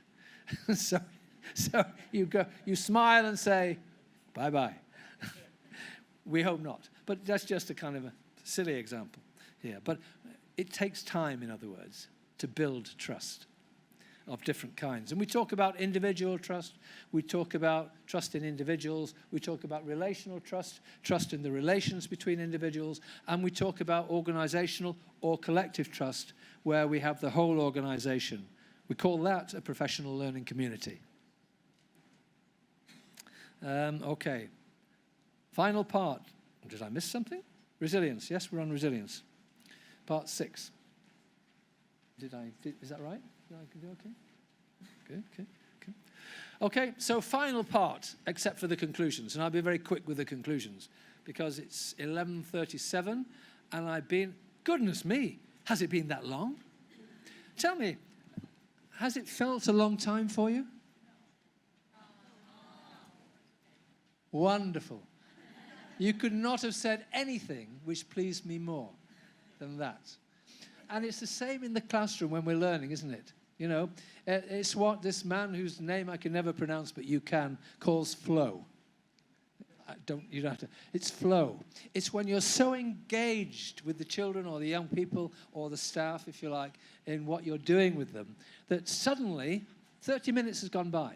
And you didn't know. You thought maybe 1 minute or 2 minutes. And so it's a real compliment to a teacher from a child or a young person to say, goodness me, is it already the end of the lesson? You know, now? Gosh, or so on. So, can we have some more? No, don't say that to me. But you can say, or to a teacher, really. So that's a wonderful thing to say. So time is both objective in terms of we have 30 minutes or 50 minutes or 60 minutes as a teacher with a child, or you may have 15 minutes or 10 minutes with a parent, or very important time. But it's also subjective. You want that time to feel for the parent or the teacher as if it's 1 minute and everything's gone. Or if it's been, you know about this. We don't always experience this, but this is our hope. This is our aspiration, to be able to engage in those kind of teaching and learning relationships with our teachers as well as with our children.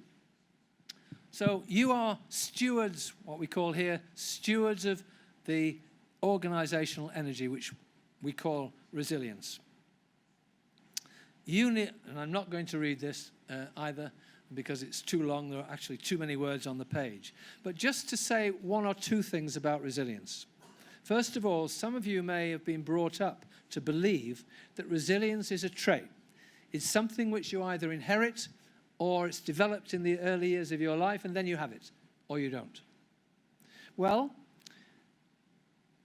a common definition, a traditional definition also of resilience is the capacity to bounce back in highly adverse or challenging circumstances. When you look at the empirical research on teachers' capacity for resilience, you see two things. The first thing is that they exercise everyday resilience. So it's not just that they bounce back in extremely adverse circumstances. The job of teaching and learning, especially in schools serving disadvantaged communities, requires teachers to have a capacity for resilience every day, not just in extremely adverse circumstances. And if you believe that, then that will lead you to understanding the job of those teachers, and it can lead you to saying, okay, it's very, very important for me as a principal to support and grow teachers' capacities for resilience, because the second thing you know from your own experience is resilience can fluctuate. Sometimes you can feel very strong inside yourself. You can withstand. Other times you feel very weak for various reasons. And so it's important actually not just for you working with your teachers, but it's important for you as a principal to be able to model a high capacity for resilience. You know, I said right at the beginning, there's one person in the school who always has to look hopeful, or to exercise hope, or to communicate hope. It's you. It's you, and it's you, and it's you, and it's you at the back also. It's everyone who's in a leadership role, whether it's in the classroom or whether it's in the school. Okay, so key messages and conclusions. I'm not sure I can do this. I'm not going to do this, no. All right, so successful leaders create both person and task-centered communities. This is what you are all trying to do. You're trying to create a community where a community has not existed before, perhaps, or improve the level of engagement of people in that community. And as part of that work, you're trying to engage students in both personal, social, and academic learning, development, and achievement. You're trying to do all of those things all the time. That's what your teachers are trying to do. That's why you have strategies. That's why you have policies. That's why you need a capacity for resilience. That's why you need teachers who are committed to teach to their best and well. That's why we exist. And as I said at the beginning, the real reason that we exist, the reason you're here, the reason I'm here, and I'll say it again finally, is because actually we're the only people now left, in a formal sense, with a formal responsibility for these things, for helping to shape pupils' values, for helping to influence pupils' values and behavior, aspirations, energies, and so on. We're among the only groups, if you like, left with that strong moral responsibility, as well as practical responsibility, as well as commitment. That's why the job you do is so important. That's why the job you do is so tiring, so complicated, so challenging, but also at its best, when you can see it in the eyes of a teacher, when you can see it in the eyes or the behavior of a student, that's what makes it worthwhile. We can change. And as a colleague of mine, now deceased, unfortunately, a long time ago wrote, it's teachers who will change the everyday world of the child. Nobody else, but teachers. Maybe their parents if they're lucky. Maybe their friends if they're lucky. But essentially, for those years between 0 and 18 and perhaps beyond, it's teachers. And who's responsible for influencing teachers? It's you. So I end and I say, I wish you well. I wish you sustained passion, sustained commitment, and also remember that sometimes you have to take a break. Muchas gracias.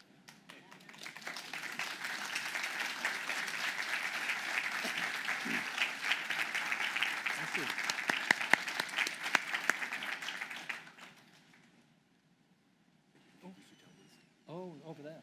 I'd forgotten. Shall I take that with us?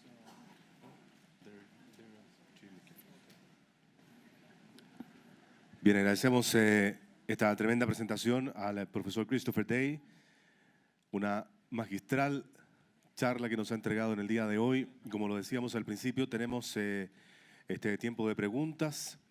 Quien tenga ya escrita su pregunta la puede entregar, puede levantar su mano para que nosotros vayamos hacia ustedes para entregarle las preguntas al director del CEDLE para que el profesor Christopher Day responda las inquietudes de ustedes.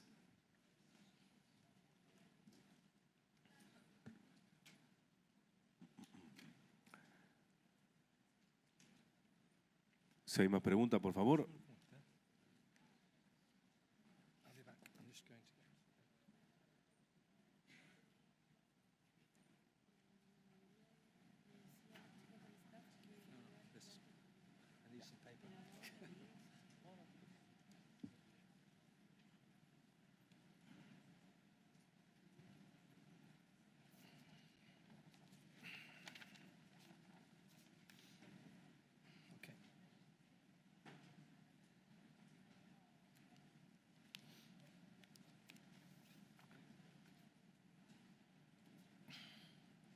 Bueno, vamos a empezar estos minutos finales que podemos disfrutar y aprender de la larga experiencia y conocimientos que tiene nuestro súper invitado hoy día, el profesor Christopher Day.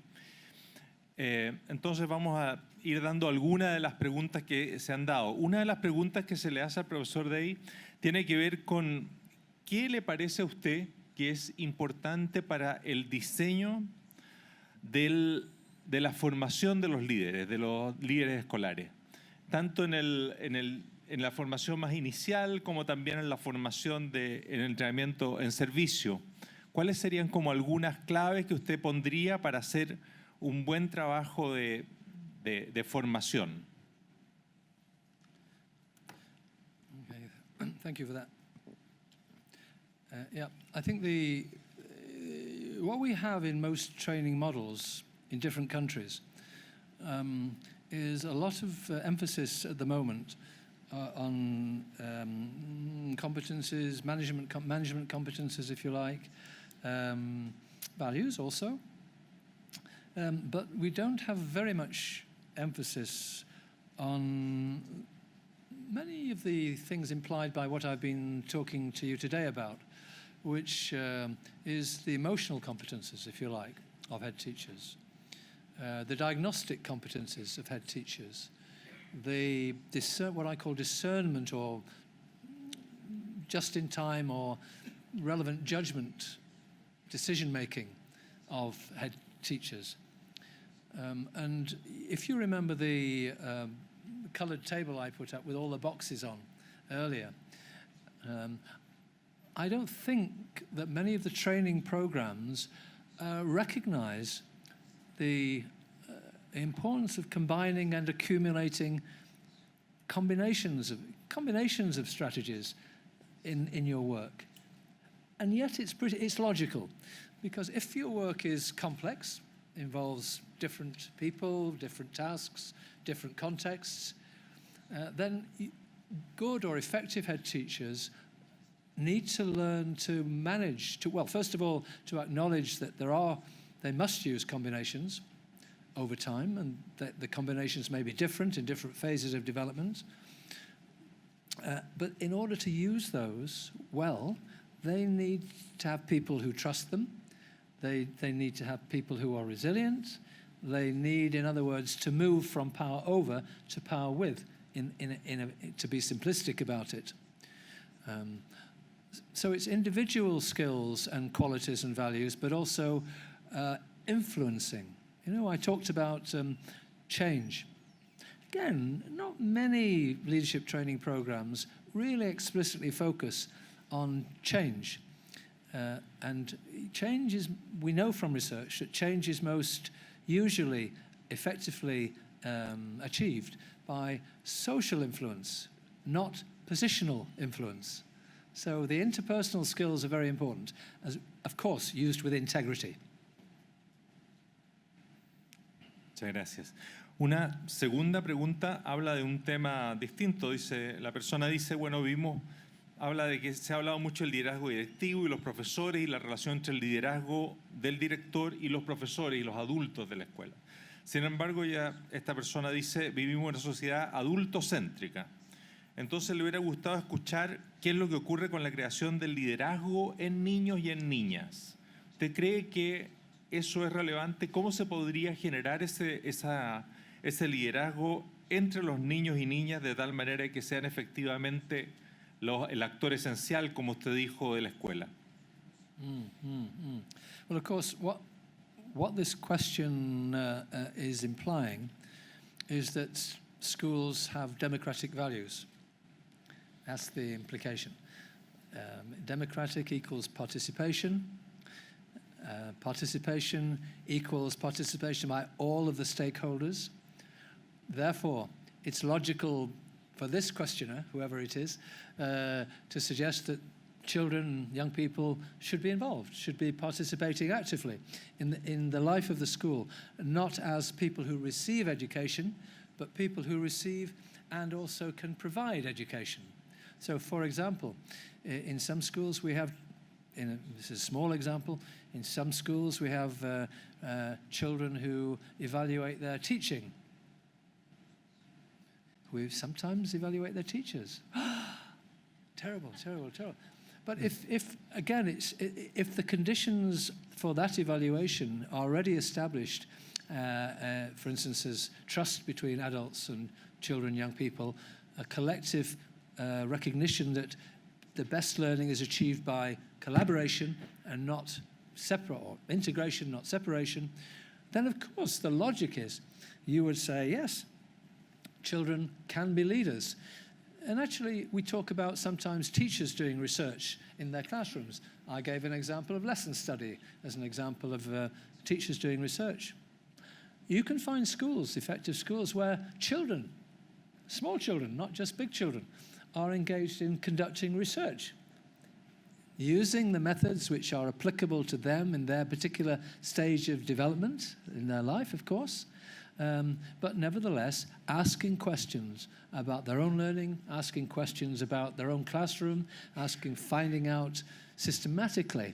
And if you consider this can help the teacher. This can inform the teacher about their teaching and learning and about what children feel and what children do and what children learn and so on. So you can see, but it's based on a democratic ideal, if you like. But there are schools which are fulfilling that ideal. So it's not impossible to do at all. Sometimes it's harder in some schools than others, but it's something which you can build as part of this democratic school, if that's what you want to call it. Muchas gracias, profesor. Aquí hay una pregunta de un director, Daniel Ramírez, que viene de la Escuela Oscar Castro de Concepción. ¿Está el profesor Ramírez? ¿Está aquí? Profesor Ramírez. Muchas gracias por su pregunta y además por venir de Concepción a escuchar esta charla. No es menor su esfuerzo. La pregunta que hace el director es cómo asumir la condición de vulnerabilidad, pero no estigmatizar a las personas. Es decir, cómo tiene que ser tratado, así interpreto yo, el hecho de la vulnerabilidad, cómo denominarla, cómo tratarla de una manera que efectivamente se reconozca la condición, pero no signifique una estigmatización. Debo decir que en relación a esta pregunta, como con el profesor Day, ya hemos hecho como una suerte de gira respecto a este tema. Este tema también salió en otros lugares, salió en Temuco, por ejemplo, en la cual una de las personas asistentes, que era nada menos que el Ceremi de Educación, ¿ya?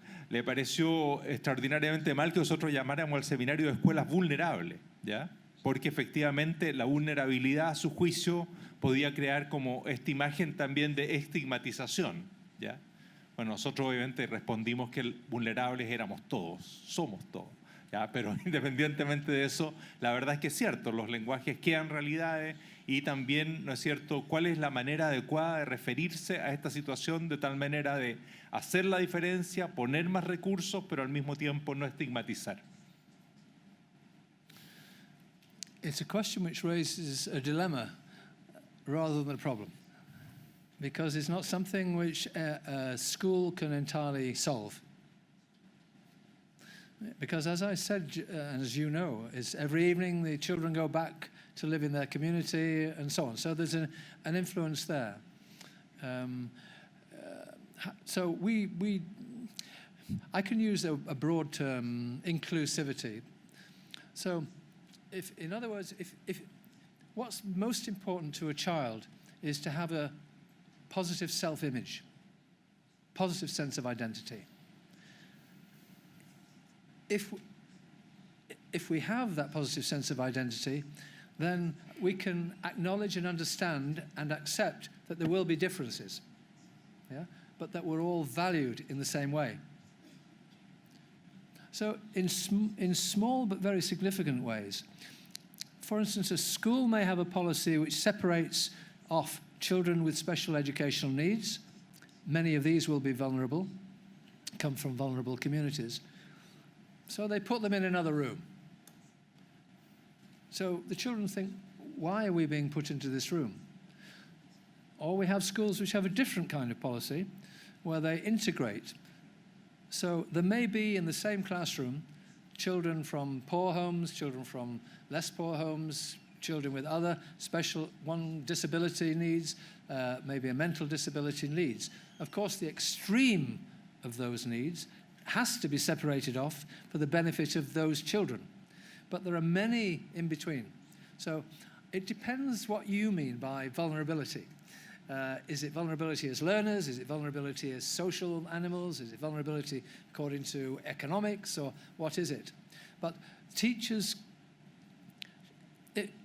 if the government, and I think the government does believe in promoting equity in schools, then it's the job of the principals in those schools, if you also believe in equity, then it's your job to make sure in practical terms that the grouping of the children reflects that in the classroom, that the behavior of the teachers in the classroom reflects that. So, you know, in the olden days, many, many years ago, there was a researcher I mentioned called, an American called Philip Jackson. And many, many, many years ago, but it stays with me all the time. He wrote a book called Life in Schools. And he identified Life in Classrooms, sorry. And he identified 3 characteristics of classrooms. One was crowds, because classrooms are crowded places. Doctors don't work in crowded places. Lawyers don't work in crowded places. Social workers don't, but teachers do work in crowded places. There's a difference, right? So we have crowds. We have power, because teachers have power. Sometimes, as we heard earlier in the question, children might have more power, some equality of power perhaps. But the third one is the one I want to use in answer to you a little. The third one he recognized, he saw in classrooms, praise. Praise. And what he saw in classrooms was an absence of praise. Was much more criticism of children by the teacher than praise of the children by the teacher. Yeah? And of course, you can't learn without making mistakes. But some teachers criticize children for making mistakes. It's amazing, because mistakes, as you know, can be used as a means of learning, right? That's in the academic sense. But we also know, to be realistic, there are teachers who are prejudiced about children in one way or another. We know this in all countries, in all schools. And part of our job, if you like, as leaders, is to, maybe it needs continuing professional development programs with teachers. Maybe it needs mentoring. Maybe it needs coaching. But it's certainly you need to know what goes on in classrooms which separates children. Because what you want and we want in our schools is what happens in classrooms to bring children together. In what I say, I don't imply, please don't believe that I imply that it's easy. It's not easy. And it's not easy because sometimes you're working against the community. You're working against parents of different children from different backgrounds. But this is something we must fight and we must try to resolve. This is why I call it a dilemma. You can never solve it entirely, but you can keep working in order to resolve it or to try to resolve it. Gracias, profesor. Diferencia entre dilema y problema. Se hace una pregunta, voy a fundir dos preguntas. Una pregunta que se hace tiene que ver con, se pregunta, bueno, como directores, ¿qué se puede hacer cuando tenemos profesores como la persona que usted escribió en el aeropuerto, como esta joven que usted escribió en el aeropuerto, que están ahí y que claramente no tienen esta vocación, sin embargo están en su trabajo, y qué es lo que se puede hacer con ellas? Y hay otra pregunta que también se hace que va un poco en la misma dirección, que dice si los directivos pueden de alguna manera cambiar los valores de los profesores, si son esos valores cambiables, si eso es realizable.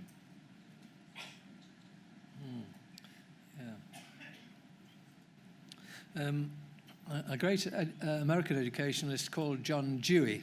Some of you will know John Dewey's work, perhaps. He used a phrase which this reminds me of. And even the previous question reminded me of this. It's called, we have ends in view. As school leaders, as teachers, we have ends in view. We may not achieve those ends whilst the child or the teacher is in our school. Or we may, but we want to achieve those.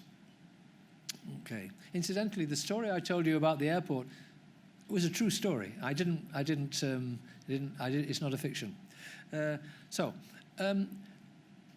And we do know, as I think I said in the talk, we do know that there will be teachers in your schools who have strong moral purpose, for whom teaching is the first choice, but then there'll be other teachers also. And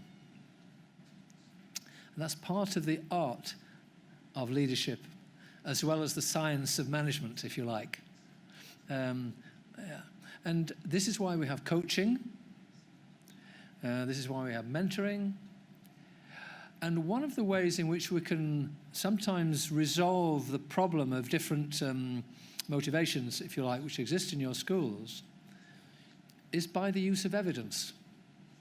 And by the use of evidence which, first of all, the individual can see. So the individual can see that perhaps they're not benefiting the children as much as they could. The individual can see that their values are different from 90% of the other members of the school, 60%, whatever it is. I talked about building a culture in the school, building a culture of inclusivity. That's inclusivity of values. Now, there's another dilemma here, because you may have someone for whom teaching is not the first choice, but is doing a competent job. So where do you go then? What's the choice do you make then? Do you say, no, we must make this person vocationally strong with stronger moral purpose? Or do we say, no, she or he is doing a competent job, leave them alone? You can ask yourself that question. I would not leave them alone. I would not leave them alone because my purpose is for the best possible education for the children. Not at this level, but at the highest level that I can. So I always have to be working for this. And if teachers are in your school, which is not their first choice, or they're tired, or their career development hasn't been good for them, it's part of your work is to change that. Yeah? And there are different ways of doing that.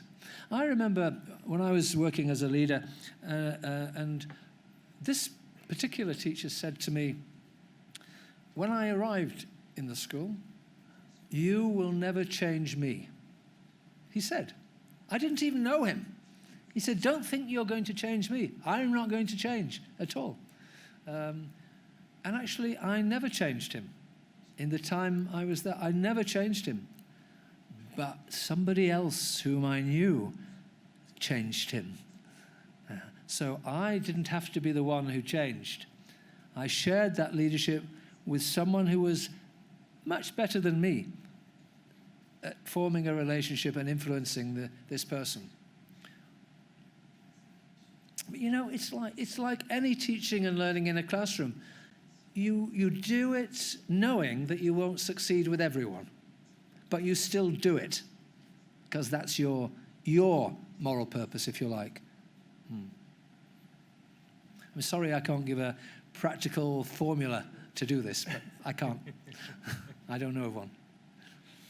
Bueno, se le hacen además otras preguntas más técnicas al profesor respecto también de cómo usar las ecuaciones estructurales en la investigación, cómo medir la confianza, a ver a esas personas que se acerquen al profesor al final de esta charla, de tal manera de llevar esas inquietudes más a nivel personal.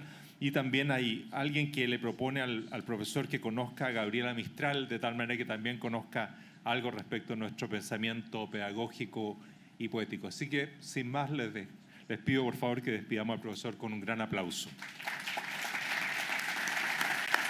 Thank you. Muchas gracias. Muchas gracias.